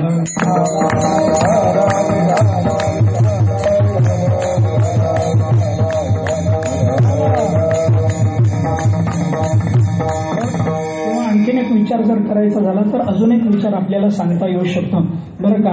तिथं उपनिषदाने चिंतन करताना असं म्हटलंय, आहार शुद्ध सत्वशुद्धे सत्वशुद्ध ध्रुवा स्मृती स्मृती लंबे सर्व ग्रंथीनाम विप्रमोक्ष. चिंतन करताना उपनिषद असं म्हणतं की आपण जसा आहार करतो तशी आपली सत्वशुद्धी होत जाते. आपण चांगला आहार करू आपली बुद्धी सात्विक होत जाते. आपण तामसी आहार करू आपली बुद्धी तामसी होत जाते. आपल्याला याची उदाहरणं पुष्कळ माहिती आहे. आज सकाळी आपल्याला जर नामसाधना करायची असेल तर आपला आहार चांगला पाहिजे की नाही. युक्त आहार विहार नेम इंद्रियासी सार नसावी बासर निद्रा बहुभाषण नसावं बासर निद्रा नसावी. युक्त आहार युक्त विहार पाहिजे. युक्त आहार विहार आपल्याला 6व्या अध्यायामध्ये सुद्धा भगवंतांनी युक्त आहार विहाराचा विचार बोलून दाखवलेला आहे. आहार आपला कसा असला पाहिजे याच्यावर आपली वृत्ती कशी होते हे ठरतं. चांगला आहार असेल चांगली बुद्धी होते. ज्या वेळेला भीष्माचार्य शरपंजरी पडले आणि पांडव द्रौपदीसह भेटायला गेले त्यावेळेला द्रौपदी आणि पांडव उभे असताना भीष्माचार्यांनी धर्मराजाला असं विचारलं की धर्मा तुझं राज्य बरं चालू येणार आहे. धर्मराजांनी सांगितलं चांगलं चालू आहे म्हणे आजोबा, बरं चाललंय सगळं चांगलं चाललंय. आणि हे विचारता भीष्माचार्यांनी धर्मराजाला असं विचारलं, तुला धर्मराज असं म्हणतात, तू अधर्माला शिक्षा आणि धर्माला प्राधान्य देतोस ना बाबा, तू धर्मानं वागतोस ना, असा प्रश्न विचारल्याबरोबर एकदम द्रौपदी हसली बरं का. जुना काळ सासऱ्यासमोर सुनेनं हसणं नातसुनेनं हसणं त्या काळामध्ये काय मान्यता असेल महाराज? त्याच्यात काही मान्यता नाही. आता काय पूर्वीचा काळच वेगळा होता. पूर्वीच्या काळामध्ये सुना आपल्या सासऱ्याच्या समोर सुद्धा येत नसत, पडदे आडून बोलायच्या. थोडी लज्जा नावाचा काही गुण त्या काळामध्ये होता असं म्हणतात, मला नेमकं माहित नाही, पण जुन्या काळामध्ये लज्जा नावाचा गुण होता म्हणे. आता तसं काही दिसत नाही. सासून सासरा सून सासरा कोणती सून कोणता सासरा हेच कळत नाही. असं नाही. त्यावेळेला काय आहे, धर्मशास्त्राचे नियम आहेत. धर्मशास्त्राचे नियम आहेत. धर्मशास्त्र आता हे पाळायचं न पाळायचं याचा विचार नाही आहे. मी फक्त आपल्याला हे मी वाचलंय म्हणून तुम्हाला सांगतो एवढंच आहे. आपण पाळावं की न पाळावं याचा आग्रह माझा कोणता नाही आहे. शिष्याने गुरु समोर जसं वागावं तसं सुनेनं सासऱ्यासमोर वागावं असं शास्त्र सांगतं.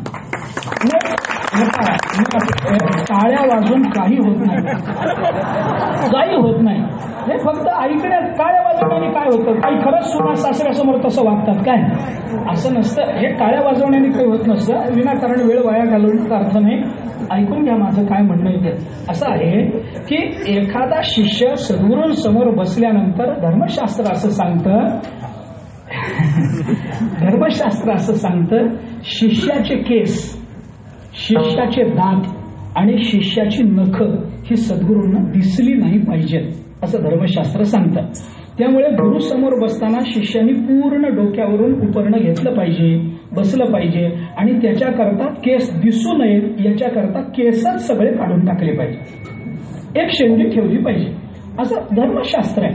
आता आपल्याला ते नकोय हा भाग वेगळा, कारण गुरु कोण आपल्यापेक्षा जास्त कळतं काय त्याला, असं काही नसतं. आणि आत्ताच सांगतो आपल्यापेक्षा काही जास्त कळतं काय गुरुला, त्याला काय केस न दाखवायचं कारण आपली नख त्याला दिसू नये, आपले दात त्याला दिसू नये. याचा अर्थ काय, हे काटेकोर पाळायचं म्हणजे काय, याचा अर्थ असा की आपले दात दिसू नयेत याचा अर्थ सद्गुरूंसमोर बसल्यानंतर हा उरू करत विनाकारण विनोद करणं, वेळेचा अपव्यय करणं आणि अनैतिक आचरण करणं हे आपल्याकडून घडू नये ही त्याच्यामधली अपेक्षा आहे. आपले केस दिसू नयेत हे जसं सद्गुरूंच्या संबंधानं शिष्याच्या बाबतीत सांगितलं गेलं तसंच सुनेच्याही बाबतीत सांगितलं गेलं. सुनेचे केस, सुनेचे दात आणि सुनेची नख ही सासऱ्याला दिसू नये असं धर्मशास्त्र जुन्या काळामध्ये होतं.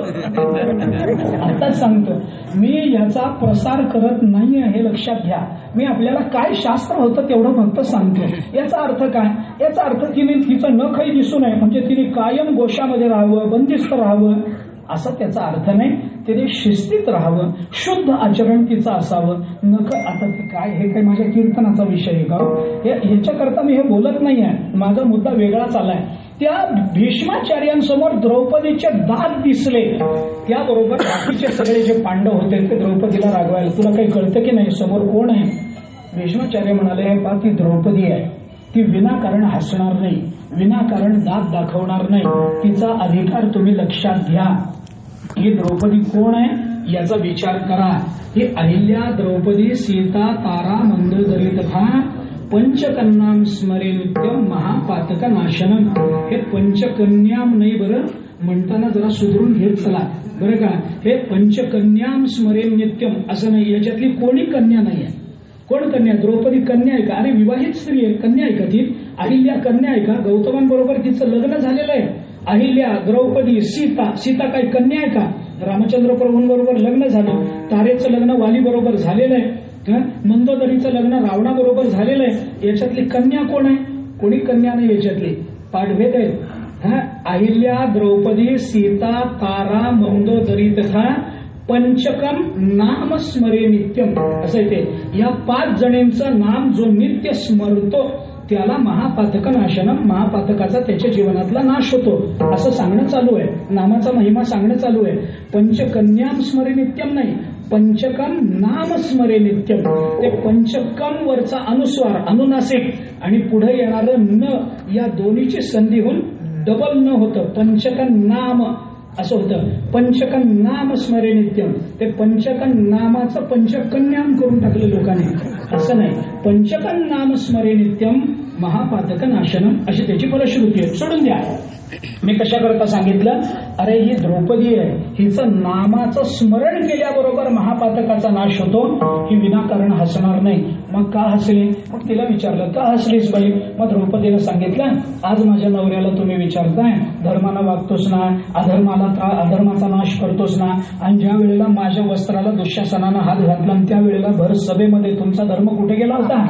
हे ऐकल्यानंतर भीष्माचार्यांनी जे उत्तर दिलं ते मला आता आपल्याला सांगायचं आहे. भीष्माचार्य द्रौपदीला असं म्हणाले, त्याही वेळेला धर्म माझ्या अंतःकरणात होताच, मग अडचण कुठं आली, का नाही मध्ये पडला तुम्ही. त्यांनी सांगितलं त्यावेळेला मी दुर्योधनाचं अन्न खात होतो, त्यामुळं तुला वाचवावं अशी माझी सात्विक बुद्धी निर्माण झाली नाही. अर्जुनाच्या बाणाने त्या अन्नानं बनलेलं रक्त सगळं शरीरातून बाहेर पडलंय, म्हणून आता मला धर्म बोलणं शक्य आहे. धर्म मी आता का बोलतो, कारण अर्जुनाच्या बाणाने ते अशुद्ध रक्त हे बाहेर पडून गेलेलं आहे, आता मी शुद्ध झालो म्हणून मी धर्माची भाषा करतो. दुर्योधनाचं अन्न खाऊन भीष्माचार्यांच्या धर्माचा लोप जर होत असेल तर धाब्यावर जेवणाऱ्यांचा परमार्थ कसा चालत असेल याचा विचार तरी करून बघा नव्हतो. धाब्यावर जेवणाऱ्यांचा काय परमार्थ आहे, हॉटेलमध्ये जेवणाऱ्यांचा काय परमार्थ आहे, कुठून त्यांना शुद्ध सात्विक बुद्धी होणार. होत नाही. म्हणून आहार शुद्ध, सत्वशुद्धी, सत्वशुद्ध ध्रुवा स्मृती, स्मृती लंबे सर्व ग्रंथीनाम विप्रमोक्ष. अंतःकरणातल्या सगळ्या गाठी सुटून जातात. कधी होतं हे असं? हे शुद्ध सात्विक आहाराने होतं. ते कशाने होतं? यमधर्माच्या सल्ल्याने वागल्याने होतं. अमुक होतं, तमुक होतं. आपल्याला अनेक पद्धतीने त्याचं चिंतन करता येण्यासारखं आहे. ते परत शोकम तर ती आत्मविद, इथेही गाठीचा विचार आपल्याला केलेला दिसून येतो. लांबड लावायची नाही. मला सांगायचं एवढंच की संतांच्या पायी मिठी पडली, परिणाम काय झाला? संदेहाची सुटली गाठी. अनेक वचनी शब्द वापरायचा असेल तर या सगळ्या गाठी घ्या. एक वचनी शब्द वापरायचा असेल तर संतांच्या पायाला मिठी पडल्याबरोबर आपली अज्ञानाची गाठ सुटते. एवढं एकच घ्या. अज्ञानाची गाठ सुटली, बाकी सगळ्या गाठी आपोआप सुटून जातात. कारण ही गाठ राहिली सगळंच अवघड होतं. म्हणून संशयाची गाठ सुटण्याकरता काय करावं लागतं? आपल्याकडून घडावी लागणारी क्रिया त्यांच्या चरणाला मिठी पडावी लागते आणि त्यांच्याकडून घडणारी प्रतिक्रिया म्हणजे आपल्या संशयाची गाठ सुटते.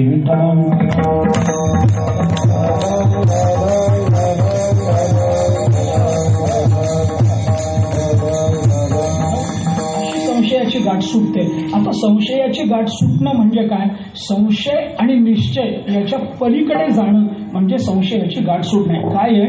थोडा याचा विचार करा. संशय कुणाच्या ठिकाणी निर्माण होतो हे लक्षात घ्या ना. सगळ्यांच्या ठिकाणी संशय निर्माण होत नाही. आपण गीता वाचा, गीता वाचा. गीतेमध्ये अर्जुनाच्या अंतःकरणात संशय आहे की नाही? अथकेन प्रयुक्तोयम पापम चरति पुरुषः. अर्जुन विचारतो की नाही? विचारतो. अर्जुनाने अनेक वेळ एवं सतत युक्ताय भक्तास्त्वाम पर्युपासते. अर्जुनाची शंका आहे ना? आहे. अशा अनेक शंका अर्जुनाने विचारल्या. अशा अनेक शंका अर्जुनाने विचारल्या. मला सांगा आता या सगळ्यामध्ये आपण गीतेचा विचार करा. गीतेमध्ये ऐकणारे किती आहेत? अर्जुन 1, धृतराष्ट्र 2 आणि संजय 3. तिघांनी गीता ऐकली. याच्यात अर्जुनाने शंका विचारली, संजयाने शंका विचारली नाही आणि धृतराष्ट्राने शंका विचारली नाही. असं का झालं? त्याचं कारण असं आहे की शंका, संशय कुणाच्या मनात निर्माण होतो हे बघितलं पाहिजे. मी आपल्याला थोडासा सिद्धांत सांगतो. पूर्ण ज्ञानात संशय नसतो आणि पूर्ण अज्ञानात संशय नसतो. ज्ञान अज्ञानाच्या संबंधातून संशय निर्माण होत असतो. हे लक्षात घ्या. तिथं ज्ञानही पाहिजे, अज्ञानही पाहिजे तर संशयाची उत्पत्ती होत असते. संशयाची उत्पत्ती ज्ञान अज्ञानाच्या मधून निर्माण होते, उत्पत्ती होते. पूर्ण ज्ञानात संशय नाही, पूर्ण अज्ञानात संशय नाही. मी सोपं उदाहरण सांगत असतो. वर्गामध्ये गुरुजी गणित शिकवतात, फळ्यावर लिहितात 5 गुणिले 3 बरोबर 15, 5 त्रिक 15. पाढा शिकवत असतात, गणित शिकवत असतात. 5 गुणिले 3 बरोबर 15. याच्यात पहिल्या बाकावर बसलेला जो विद्यार्थी असतो की नाही त्याला कसलीच शंका येत नाही का? पाढेपाठ असतात. त्याला 5ही कळतं, गुणिलेही कळतं, 3ही कळतं, 15ही कळतं, बरोबरचं चिन्ह तेही कळतं. तो शंका विचारत नाही. आणि शेवटच्या बाकावर बसून झोपलेला विद्यार्थी असतो की नाही तोही कधी शंका विचारत नाही का? कारण त्याला 5ही कळत नसतं, 3ही कळत नसतं, गुणिलेही कळत नसतं, 15ही कळत नसतं. काय विचारत नाही. हे मध्ये बसणारा जो वर्ग असतो ना, विद्यार्थी असतो ना, तो विचारतो गुरुजी 5 कळलं, 3 कळलं, 15 कळलं, पण मध्ये ही फुली जी मारली त्याचा नेमका अर्थ काय आम्हाला कळलं नाही. कोण विचारतं? पूर्ण ज्ञानात संशय नाही म्हणून कधीही संजयाने शंका विचारली नाही. पूर्ण अज्ञानात संशय नाही म्हणून धृतराष्ट्राने शंका विचारली नाही. ज्ञान आणि अज्ञानातून संशयाची उत्पत्ती होते म्हणून फक्त अर्जुन शंका विचारताना आपल्याला दिसतो. आता ही संशयाची निवृत्ती, ही संदेहाची गाठ ही जर सुटायची असेल तर काय केलं पाहिजे? पूर्ण ज्ञानात गेलं पाहिजे. पूर्ण अज्ञानात जाऊन संशयाच्या ग्रंथीची निवृत्ती होत नाही. म्हणून संतांच्या पायी मिठी पडली की आपल्याला पूर्ण परब्रह्म स्वरूपाचं पूर्ण ज्ञान होतं असा त्याचा अर्थ करावा लागतो. आता काय झालं? संतांची दृष्टी भेट झाली, आपला काळ धन्य झाला, आपण त्यांच्या पायी मिठी मारली, आपल्या पोटी शीतलता, आपल्या संदेहाची गाठ सुटून गेली. आता पायी मिठी मारल्यानंतर संत महात्मे आपल्याला उठवतात. अरे उठ बाबा, उठ उठ उठ, कशाला पाया पडतोस भर रस्त्यामध्ये, उठ म्हणून वाकून आपल्या खांद्याला धरून उभं करतात आणि उभं करून आपल्याला फक्त एवढं विचारतात, सगळं बरं चाललंय ना? आनंदात आहात ना? तुम्ही आनंदात आहात ना असा शब्द त्यांचा उच्चारला गेला की आपल्याला त्या संसारातला सगळा आनंद, या संसारातून बाहेर काढणारा सगळा आनंद तेवढ्या प्रश्नाने प्राप्त होतो. तुकोबराय म्हणतात की असा आनंद आम्हाला त्यांच्या फक्त उत्तरातून प्राप्त होत असतो आणि ते जे उत्तर या शब्दाचा अर्थ आहे त्यांच्याकडून प्राप्त होणारा शब्द, ते आम्हाला विचारतात, बरं चाललंय ना, आनंदात आहात ना? त्यांनी आनंदात आहात ना असं विचारलं की आम्ही या भवसागराच्या पलीकडे गेलेलो असतो. अभंगाच्या तिसऱ्या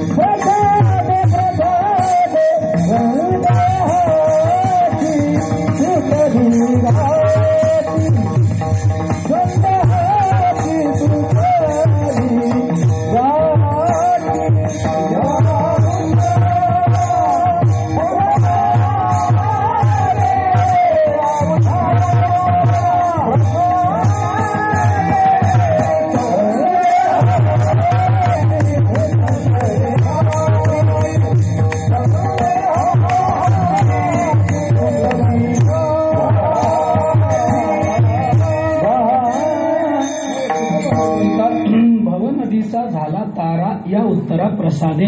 आपण त्यांच्याबरोबर केलेल्या संवादातून त्यांच्याकडून येणारी जी उत्तरं असतात ती काय करतात? ती उत्तरं म्हणजे भवनदीचा झाला तारा. आता भवनदीचा तारा होतो म्हणजे काय होतं याचा विचार करा. तारा होणं या शब्दाचा अर्थ काय? आपण आकाशामध्ये बघितलं तर आकाशामध्ये जी आकाशगंगा असते, ज्या तारा आपल्याला दिसतात त्यांची दिशा रात्रभर बदलत राहते, कारण पृथ्वी स्वतःभोवती फिरते. आपल्याला हे सगळं माहिती आहे. आता हे भवनदीचा तारा होणं म्हणजे काय आहे याचा विचार करा. भवनदी असा शब्द तुकाराम महाराजांनी वापरलाय. इथला भवनदी शब्द समुद्र या अर्थाने घ्या, हरकत नाही. काय असतं, समुद्रामध्ये एखादं जहाज जर भरकटलं तर त्या जहाजाला दिशा देणारं एक स्तंभ कुठल्या तरी किनाऱ्यावर उभा असतो, त्याला दीपस्तंभ असं म्हणतात. इंग्रजीमध्ये त्याला लाईट हाऊस असं म्हणतात. समुद्राच्या काठावर एक लाईट हाऊस, एक दीपस्तंभ असतो. तो दीपस्तंभ तिथं असा प्रकाश देत राहतो. मग भरकटलेलं जे जहाज असतं समुद्रामध्ये त्याला तो दिवा दिसला, तो प्रकाश दिसला की त्याला कळतं की कोणत्या दिशेकडे आपल्याला जायचं आहे. एक निश्चित दिशा त्याला कळते. तसं आकाशामध्ये सुद्धा सगळ्या तारका आपापली जागा बदलतात, पण रात्रभर एका जागेवर स्थिर असणारा तारा कोणता? ध्रुव तारा. या ध्रुव तारा जसा असतो, हा ध्रुव तारा एका जागी स्थिर असतो. समुद्रामध्ये भरकटलेलं जहाज, ज्याला ताऱ्याचं ज्ञान आहे, ते समुद्रामध्ये भरकटलेलं जहाज जर त्याला दिशा कळत नसेल तर त्या जहाजावरचा जो खलाशी असतो त्या ध्रुव ताऱ्याला बघून म्हणतो, हा ही उत्तर दिशा आहे, आपल्याला या दिशेनं जायचं आहे. मग एक दिशा एकदा निश्चित झाली की मग बाकीच्या दिशा निश्चित व्हायला वेळ लागत नाही. आपली एक उत्तर दिशा निश्चित झाली की त्याच्या बरोबर समोरची दिशा दक्षिण होते. दक्षिणेकडे तोंड करून उभं राहिलं की उजव्या हाताला बरोबर पूर्व दिशा येते. उजव्या हाताला पूर्व दिशा आली की पटकन डाव्या हाताची आपल्याला पश्चिम दिशा मानता येते. म्हणजे एक दिशा सिद्ध झाली की बाकीच्या दिशा जशा आपोआप कळतात आणि आपल्याला कोणत्या दिशेला जायचं आहे याचा जसा बोध होतो, तसं संतांचं उत्तर, संतांचे शब्द, त्यांच्याबरोबर केलेला संवाद म्हणजे आमच्या भवसागरामध्ये प्राप्त झालेला ध्रुव तारा आहे. त्या उत्तराकडे, संतांच्या त्या शब्दाकडे बघत आमच्या जीवनाची मार्गक्रमण आम्ही करायला लागलो की भरकटण्याची शक्यता राहत नसते.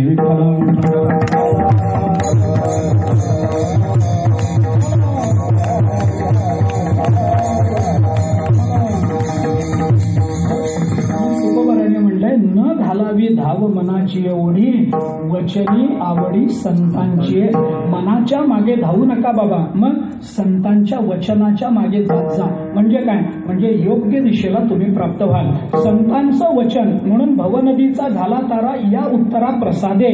या प्रसादरूप उत्तराने आम्हाला काय प्राप्त झालं? ती प्रसादरूप उत्तर म्हणजे भवनदीचा तारा झाला. त्या संतांच्या शब्दाकडे बघून आमचं जीवन आम्ही जगायला लागलो.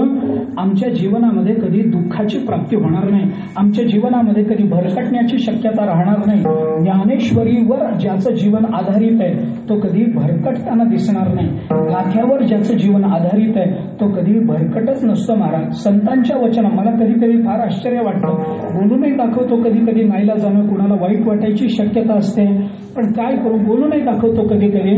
मला कळत नाही महाराज बऱ्याचदा हातात ज्ञानेश्वरी असताना माणूस दुःखी कसा असू शकतो. आज काय न सुटलेलं कोड आहे कसं असू सांगा ना. हातामध्ये ज्ञानेश्वरी आहे आणि तरी मनुष्य दुःखी आहे. जमतं का हे? हातामध्ये तुकोबारायांचे शब्द आहेत, गाथा हातात आहे आणि काय महाराज रडायचं काय कारण आहे? अरे हातात ज्ञानेश्वरी आहे ना, गाथा आहे ना, जगतातलं सगळ्यात मोठं धन तुझ्या हातात आहे ना बाबा. आता रडायचं काय कारण आहे? काय कारण आहे सांगा ना. ज्ञानेश्वरी घेऊनही माणसं रडतात, हातात ज्ञानेश्वरी घेऊनही प्रपंचाची चिंता करतात, हातात ज्ञानेश्वरी असताना सुद्धा स्वजीवनाची खंती अंतःकरणामध्ये बाळगतात. याच्यासारखं दुर्दैव नाही. अरे हातात जर ज्ञानेश्वरी असेल त्या क्षणी या जगतातले सगळ्यात श्रीमंत व्यक्ती आपण असतो. हे लक्षात घ्या. हातामध्ये ज्या क्षणी आपल्या हातात गाथा आहे जगतातला सगळ्यात श्रीमंत मनुष्य जर कोणी असेल तर तो आपण असतो का? कारण 4,500 अभंग आपल्या हातात आहेत. त्या अभंगातल्या प्रत्येक शब्दाचं मोल करायचं झालं तर पृथ्वीच्या मोलापेक्षा जास्त त्या अक्षरांचं मोल आहे. इतकं धन आपल्या हातात आहे. तरी माणसं महाराज अमुकच नाही हो महाराज कसं करू हो, काही करू नको, तू ज्ञानेश्वरी ठेव आणि सवड मिळाली की आत्महत्या करून टाक बाबा. तुझा काही जगतामध्ये कशा करता माणसाने जगावं मला कळत नाही. ज्ञानेश्वरी असताना, गाथा असताना, संतांचे शब्द समोर असताना माणसाने रडायचं काय काम आहे? काय कारण आहे मला सांगा ना. दुःख येत नाही का? येतं ना.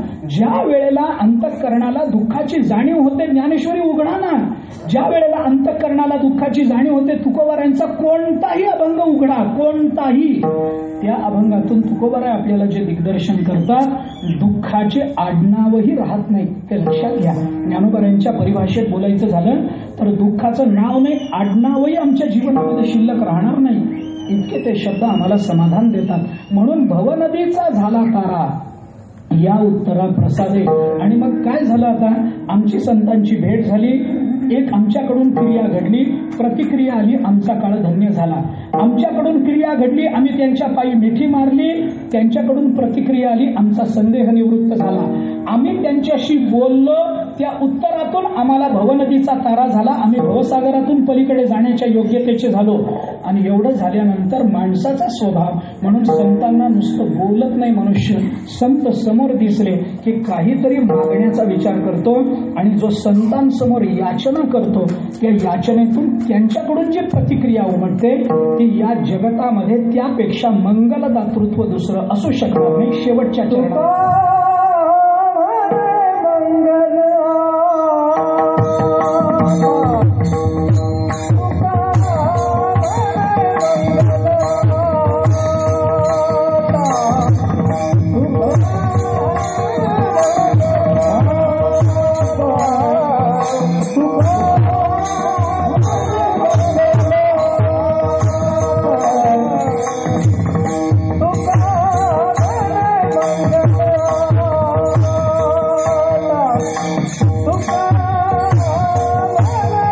Bye.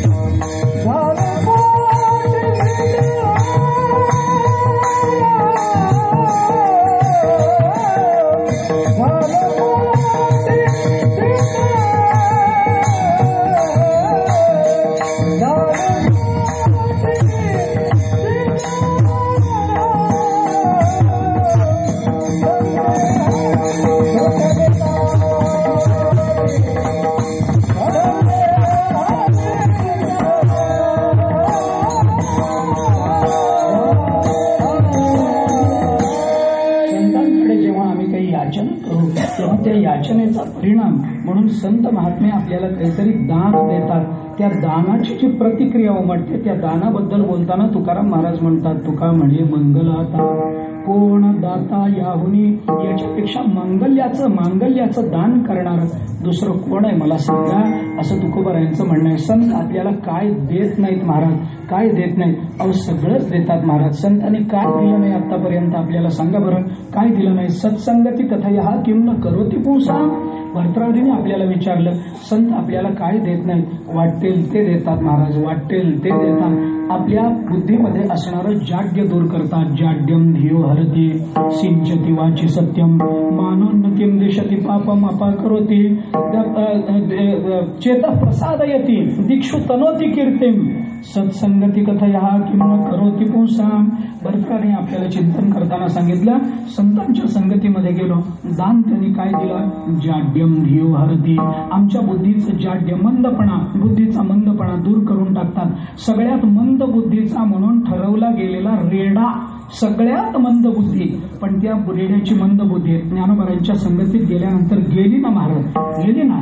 रेडा आता मंद बुद्धी नाहीये म्हणजे तो रेडा बरं का, सगळेच रेडे मंद बुद्धीच असतात, परंतु ज्ञानोबारांच्या संगतीत जो रेडा गेला तो मंद बुद्धी राहिला नाही. ज्ञानोबारांनी स्वतःच्या हाताने त्याला समाधी दिली. अजून कोणतं भाग्य उदयाला यायला पाहिजे सांगा ना. अहो ज्ञानोबाराय स्वतःच्या हाताने समाधी देणार असतील ना, या क्षणी मरण्याची तयारी आहे महाराज आपली. या क्षणी जर मृत्यू समोर आला आणि त्यांनी सांगितलं ज्ञानोबाराय तुला समाधी देतील स्वतःच्या हाताने, मरशील, एका पायावर आपण तयार होऊ. मीच नाही, आपण सगळे तयार होऊ. कोण नाही म्हणेल? रेड्याच्या नशिबाला ते भाग्य आलं, आपल्या नशिबाला आलं नाही. आपल्याला जाळून टाकतात आणि कोण कोण जाळतं, कसं जाळतं हे काही कीर्तनात सांगू काय आता आपण बघा ना. पण रेड्याच्या रेड्याची मंद बुद्धी, सगळ्यात मंद बुद्धीचा म्हणून रेडा म्हणवला गेला. त्या रेड्याची वारी, मंद बुद्धी माणसाची वारी भरते का हो कधी?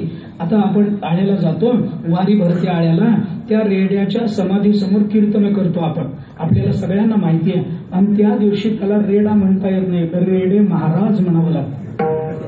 हा, रेडे महाराज म्हणजे तो रेडा महाराज आहे याचा अर्थ सगळे महाराज रेडे आहेत असं होत नाही, पण तो रेडा त्या वेळेला महाराज आहे, महाराज म्हणावं लागतं. अरे ज्ञानोबारायांच्या संगतीमध्ये गेला, जाड्यम धियो हरती, बुद्धीचं जाड्य ज्ञानोबारायांनी निवृत्त करून टाकलं. बुद्धीचं जाड्य निवृत्त होणं म्हणजे काय? म्हणजे वर्तमान प्रतिबंधाची निवृत्ती होणं. पंचदशीच्या भाषेत जर बोलायचं झालं तर वर्तमान प्रतिबंधाची निवृत्ती. आता वर्तमान प्रतिबंध कसा, भूत प्रतिबंध कसा, भावी प्रतिबंध कसा, त्याचा विचार करायचा आपल्याला कारण नाही, पण प्रज्ञा मानव्य हे वर्तमान प्रतिबंधामध्ये येतात. त्यामुळे ते जाड्यम धियो हरती. आणखीन काय होतं? सिंचती वाची सत्यम. संत काय करतात? आपल्या मुखामध्ये सत्याची पेरणी करून देतात, आपल्या मुखामध्ये सत्याचं आधान करतात. सिंचती वाची सत्यम मानोन्नती, आपल्या मानाला उन्नत करतात, आपला मान वर नेतात, आपली किंमत वाढवतात. दिशती पापम अपाकरोती, आपल्या जीवनातलं सगळं पाप निवृत्त करून टाकतात. दीक्षु प्रसादयती, आम्हाला प्रसाद प्राप्त करून देतात. तनोती कीर्ती, आमची कीर्ती वाढवतात. सत्संगती कथया किम न करोती पुंसाम. अरे सत्संगती माणसाला ह्याच्यापेक्षा अजून काय जास्त देईल, काय देणार नाही ते सांगा. तुका म्हणे मंगलाता कोण दाता याहुनी. संतांबरोबर आम्ही संतांकडे काही याचना केली की त्या याचनेचं फलित म्हणून आम्हाला मांगल्य प्राप्त होतं. म्हणून आपल्या क्रिया आणि संतांच्या प्रतिक्रिया यांचं समीकरण जर आपण बघितलं तर आपल्याला हे लक्षात येऊन जातं की आपण त्यांना भेटलो, आपला काळ धन्य आहे. आपण त्यांच्या पायाला मिठी मारली, आपला संदेह जाणं आहे. आपण त्यांच्या बरोबर बोलणं आपल्याला संसार सागरातून पलीकडे नेणारी ती नाव ठरणार आहे. आणि आपण त्यांच्याकडून काही मागणं म्हणजे आपल्या जीवनाला मांगल्य प्राप्त करून घेणं आहे. संत आपल्याला मांगल्य देतात, संत आपल्याला संसार सागरातून पलीकडे नेतात, संत आपल्या अंतःकरणातल्या संदेहाची निवृत्ती करतात आणि संत महात्मे आपल्या जीवनातला काळ धन्य करतात. फक्त आपण काय केलं पाहिजे? आपण त्यांना भेटलं पाहिजे, आपण त्यांच्या पायी मिठी घातली पाहिजे, आपण त्यांच्याशी संवाद साधला पाहिजे आणि आपण त्यांच्याकडे काहीतरी मागितलं पाहिजे. एवढं आपल्या क्रिया करणं कर्तव्य म्हणून आपली जबाबदारी आहे. त्याच्यातून निर्माण होणारी संतांकडून प्रकट होणारी प्रतिक्रिया हे जगदोद्धारक कर्तृत्व म्हणून आपल्याला विचारात घेता येऊ शकतं. याच्याकरता म्हणून हा विचार मी आपल्याला सांगितला. थोडासा विचार जो सांगायचा आहे तोही विचार बोलतो ते एकदा अंतःकरणपूर्वक भजन करून 1-2 मिनिटांमध्ये सगळा विचार सांगतो, सेवा संपवतो.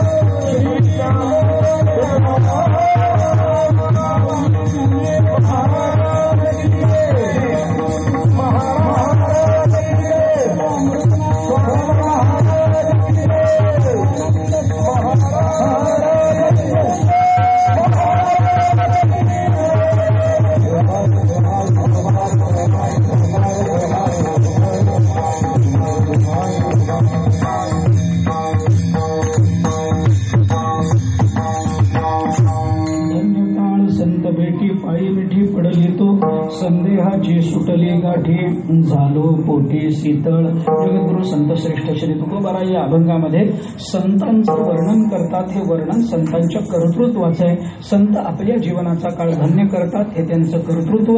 संत आपल्या जीवनातला संदेह फेडून टाकतात, हे त्यांचं कर्तृत्व. संत महात्मे आपल्या जीवनाला दिशा देतात, हे त्यांचं कर्तृत्व. आणि संत महात्मे आपल्याला योग्य दान प्रदान करतात, हे त्यांचं कर्तृत्व. पण हे कर्तृत्व संतांचं सांगत असताना जगदोद्धारक कर्तृत्व हे जगतातल्या कोणत्या जीवाकडून कोणती क्रिया प्रकट होते त्याच्या सापेक्षत्वानं प्रकट होणारं कर्तृत्व म्हणून तुकोबाराय आपल्याला सांगतात. आपण त्यांच्या पायी मिठी घातलीच नाही तर आपला संदेह जाण्याची शक्यता नाही. आपण त्यांच्याशी बोललोच नाही, संत तिकडून आले ना आपण तोंड फिरवून निघून गेलो, तसं संसारातून आपल्याला ते बाहेर काढणार. याच्याकरता आपलं कर्तव्य काय याचाही विचार तुकोबाराय बोलून दाखवतात. या सगळ्या गोष्टींचा आपल्याला अगदी सामान्यत्वानं परामर्श घ्यायचा आहे. ते 2-5 मिनिटांमध्ये मी आपल्याला सांगतो. पण या सगळ्यामध्ये संतांचं जगदोद्धारक कर्तृत्व जर काही असेल तर संदेहाची सुटली गाठी झालो पोटी शीतळ हा परिणाम सगळ्यात महत्वाचा आहे. संतांच्या कृपेनं आपल्या अंतःकरणाचा संदेह गेला पाहिजे. कारण संदेह अंशतः जरी शिल्लक राहिला, ज्ञानोबारायांनी त्याचं चिंतन करताना फार गोड चिंतन ज्ञानेश्वरीमध्ये केलंय. मला आत्ता त्याचा विस्तार करायचा नाही, पण ज्ञानोबारायांनी केलेलं चिंतन जर आपण लक्षात घेतला तर तो संदेह, तो संशय आपल्याला संशयाहुनी थोर आणि नाही पाप घोर विनाशाची वागूर प्राणी असे हे ज्ञानोबाराय बोलून दाखवतात. फार मोठं पातक म्हणजे संशय. संशय असावा की नसावा? नसावा असंच आपल्याला. बायकोच्या मनात नवऱ्याबद्दल संशय असावा का? नसावा. शिष्याच्या अंतःकरणात गुरुबद्दल संशय असावा का? नसावा. साधकाच्या अंतःकरणात संतांबद्दल संदेह असावा का? नसावा. हे सगळं नसावंच आहे. पण तत्वज्ञानामध्ये संदेह असावा असं आपल्याला म्हणावं लागतं. कारण संदेह निर्माण झाला म्हणून तर अर्जुनाच्या निमित्तानं जगाला गीता ऐकायला मिळाली ना. अर्जुनाला जर संशयच निर्माण झाला नसता की मी करू का नको करू असं जर त्यांनी देवाला विचारलंच नसतं तर आपण सगळे गीतेला मुकलो असतो. मला गीतेला आपण मुकलो याचं वाईट मला वाटतच नाही. गीता नाही नसती आली आपल्याजवळ मला काही वाटलं नसतं, पण गीता नसती आली तर त्याच्या बरोबरीनं ज्ञानेश्वरी नसती आली याचं वाईट आहे. गीता आली नाही याचं वाईट फार वाटत नाही मला, पण त्या निमित्तानं ज्ञानेश्वरी नसती आली याचं वाईट आहे. म्हणून हे सगळं ज्ञानेश्वरीच्या संबंधानंच मी आपल्याला सांगतोय. लक्षात घ्या, थोडा विचार धावता सांगतो. म्हणून हा संदेह निवृत्त झाला पाहिजे. जो संदेह पापाला कारण आहे तो संदेह निवृत्त व्हावा, आणि जो संदेह तत्वज्ञानाला कारण आहे तोही संदेह निवृत्त व्हावा. म्हणून अद्वैत सिद्धीच्या सुरुवातीला मधुसूदन सरस्वतीने अद्वैत सिद्धीचा प्रारंभ करत असताना संशयातूनच या तत्वज्ञानाची निर्मिती होते अशा पद्धतीचं विधान केलेलं आपल्याला दिसून येतं. सोडून द्या, मला आता तेही सांगायचं नाही. कोणता संदेह जातो, कारण संदेहाचे भिन्न भिन्न प्रकार आपल्याला पाहता येतात. थोडंसं तत्वज्ञानाचं ज्यांना थोडासा विचार आहे, ज्यांनी थोडा विचारसागर किंवा थोडंसं पुढे जाऊन वृत्ती प्रभाकरापर्यंत ज्यांची मजल गेलेली आहे ना, त्यांना या संदेहाचा विचार 6व्या प्रकाशामध्ये विशेषत्वाने दिसून येतो. आपण वृत्ती प्रभाकर काढा, त्याच्यातल्या 6व्या प्रकाशामध्ये किती पद्धतीचे संशय आपल्याला सांगितले गेलेले याचा विचार करा. अहो, ज्ञानाचे 2 प्रकार, एक प्रमात्मक ज्ञान आणि एक भ्रमात्मक ज्ञान. भ्रमात्मक ज्ञानाचे किंवा भ्रमाचे 2 प्रकार, एक द्विकोटिक संशय, दुसरा चतुष्कोटिक संशय. याच भ्रमाचा विचार करताना आणखीन 2 पद्धतीने विचार केला गेला. ह्या संशय, ह्या जो भ्रम असतो हा भ्रम 2 पद्धतीचा असतो. एक संशयात्मक भ्रम असतो, दुसरा निश्चयात्मक भ्रम असतो. निश्चयात्मक भ्रमाचे 2 प्रकार पडतात. हे वृत्ती प्रभाकर 6वा प्रकाश बघून घ्या बरं घरी गेल्यावर सगळ्यांनी. याच्यातला जो निश्चयात्मक भ्रम असतो त्याचे 2 प्रकार असतात. कोणता? व्यावहारिक पदार्थावच्छिन्न चैतन्याचा विवर्तन आणि प्रातिभासिक पदार्थावच्छिन्न चैतन्याचा विवर्तन. संशयरूप भ्रमाचे पुन्हा 2 प्रकार आपल्याला करावे लागतात. एक आत्मगत संशय, दुसरा अनात्मगत संशय. त्याच्यात अजूनही काही प्रकार आहेत, मी थोडंसं पुढे जाऊन सांगतो. आत्मगत संशय आणि अनात्मगत संशय, याच्यातल्या आत्मगत संशयाचे पुन्हा 3 प्रकार पडतात. एक त्वंपदगोचर संशय, एक तत्पदगोचर संशय आणि एक तत्पदार्थ अभिन्नत्व गोचर संशय. अशा पद्धतीनं आता हे जर सांगत बसलो तर रात्र जाईल. रात्र जाईल म्हणजे तुमची झोपेत आणि माझी बोलण्यात अशी रात्र जाईल. म्हणून त्याचा विचार आता मला करायचा नाही. हे विविध पद्धतीचे संदेह आहेत. या सगळ्या संदेहाची निवृत्ती संतांकडून आपल्या जीवनामध्ये आपल्याला प्राप्त होत असते. म्हणून मी आपल्याला 4 पद्धतीने विचार सांगितला. फक्त त्याचा परामर्श, त्याचा गोश्वारा सांगताना इतकाच विचार मी आपल्याला सांगेन. ज्ञानेश्वरीला रोज भेटा, आपला काळ धन्य जाईल. ज्ञानेश्वरीच्या पायाला मिठी मारा, ज्ञानेश्वरी आपला संदेह घालवेल. ज्ञानेश्वरीशी बोलत राहा, ज्ञानेश्वरी आपल्याला जीवनाचा मार्ग दाखवेल. आणि ज्ञानेश्वरीकडे काही मागा तर ती ज्ञानेश्वरी पसायदान आपल्या पदरात टाकेल. हे सगळं आपल्याला या 4ही चरणामध्ये दिसून येईल. याच्याकरता आपण काय केलं पाहिजे? रोज ज्ञानेश्वरी उघडून ज्ञानेश्वरीला भेटलं पाहिजे. त्याच्याने काय होईल? धन्य काळ, संत भेटी होईल. आणि ती ज्ञानेश्वरीला रोज भेटत राहा, रोज भेटत राहा, रोज वाचत राहा, रोज वाचत राहा. वाचता वाचता कधीतरी ज्ञानेश्वरीच्या शब्दाला मिठी मारण्याचा प्रयत्न करा, ज्ञानेश्वरीच्या सिद्धांतांना मिठी मारण्याचा प्रयत्न करा. परिणाम काय होईल? संदेहाची सुटली गाठी, झालो पोटी सीता. हे ज्ञानेश्वरी आपल्या जीवनातले सगळे संदेह निर्माण करून टाकेल, दूर करून टाकेल. आणि त्याच्यानंतर मग ज्ञानेश्वरीशी आपण बोलायला लागा. ज्ञानेश्वरीशी बोलायचं, बोलता आलं पाहिजे. ज्ञानेश्वरी बोलते आपल्याशी, हे लक्षात घ्या. उघडत चला, वाचत चला, तिच्याशी बोलत चला. ती ज्ञानेश्वरी शब्दातून आपल्याला बोलते आणि ते बोलणं ज्ञानेश्वरीचं आपल्याला कळायला लागलं की भवनदीचा झाला तारा या उत्तरा प्रसादे, हे आपल्याला कळेल. आणि एवढं सगळं बोलून झाल्यानंतर जर मागायचंच असेल तर ज्ञानेश्वरीला मागा. ज्ञानेश्वरी काय देते? किंबहुना सर्व सुखी पूर्ण होवो नितीही लोकी भजिजो आदिपुरुखी अखंडित.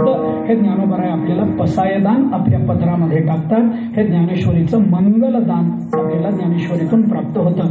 अशा पद्धतीनं संतांच्या संबंधानं आपलं कर्तव्य आणि संतांच्या कर्तव्याच्या संबंधानं उमटलेल्या संतांच्या प्रतिक्रिया याचं चिंतन, जगदोद्धारक कर्तृत्व या शब्दाखाली आपल्याला तुकाराम महाराजांच्या शब्दातून विचारात घेता येतं. तसा विचार जर आपण केला तर संतांच्या संबंधाने आपली कर्तव्य आपण समजून घेतली पाहिजे. आणि त्या कर्तव्यापैकी एक कर्तव्य म्हणजे संतांच्या पुण्यतिथीचे उत्सव साजरे करणं. हेही संतांच्या संबंधानं आपण आपल्याकडून प्राप्त असलेलं कर्तव्य आहे. सद्गुरू श्री अमृतनाथ स्वामी महाराजांची पुण्यतिथी प्रतिवर्षाप्रमाणे इथं संपन्न होते. प्रतिवर्षी मी येतोय, प्रतिवर्षी सेवा होते. सद्गुरू श्री स्वानंद स्वामी महाराज होते तेव्हापासून त्यांच्या आमंत्रणावरून येत राहिलो आणि या घरातला कधी झालो हे मलाही कळलं नाही, या घरालाही कळलं नाही. असे ऋणानुबंध या घराशी माझे जोडले गेले. त्यातून फक्त स्वानंद स्वामी महाराजांचं प्रेम आमच्यावर वर्षत राहिलं. त्या प्रेमाच्या पांघरुणातच आम्ही जगलो, वाढलो, आनंदीत आलो आणि स्वानंद स्वामींची भेट झाली नाही असा आतापर्यंत एकही प्रसंग मला आठवत नाही की मी आलो आणि त्यांची भेट झाली नाही. असं कधीच झालं नाही. ज्या ज्या वेळेला मी आनंदीत आलो त्या वेळेला त्यांच्या दर्शनाचा योग आला.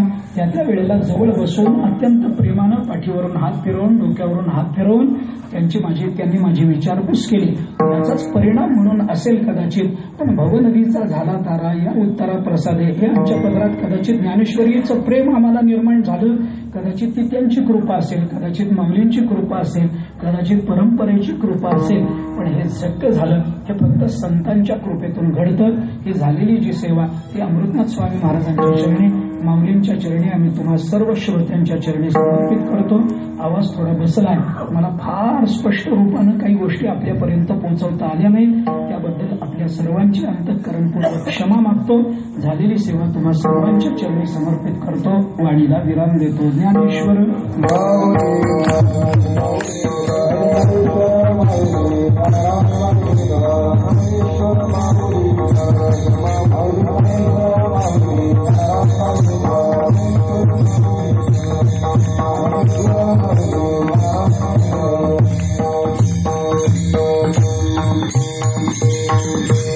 ज्ञानोबरायांच्या चरणी, अमृतनाथ स्वामी महाराजांच्या चरणी प्रार्थना एवढीच आहे की आता ही पुढची पिढी आमच्या समोर येते.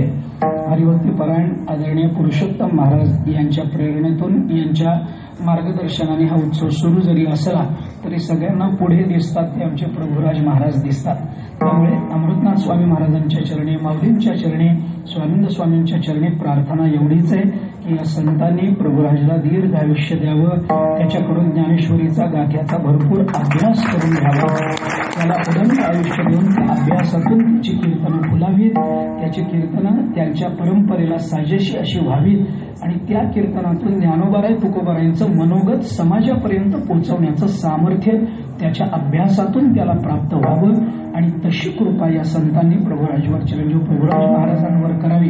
त्याला महाराज म्हणणं माझ्या जीवावर येतं, आता काय करू नये, पण त्यांच्यावर करावी अशी प्रार्थना स्वामींच्या चरणी करतो. वाणीला विराम देतो. विठ्ठल. पुष्टी महाराज हे यूट्यूब चॅनल आजच सबस्क्राईब करा. बेल आयकॉनवर क्लिक करा. शुद्ध सांप्रदायिक चाली, कीर्तनं, प्रवचनं, कथा, पारायणं असे वारकरी संप्रदायाशी संबंधित व्हिडिओ पहा. आपणही पहा आणि इतरांनाही आग्रहपूर्वक सांगा.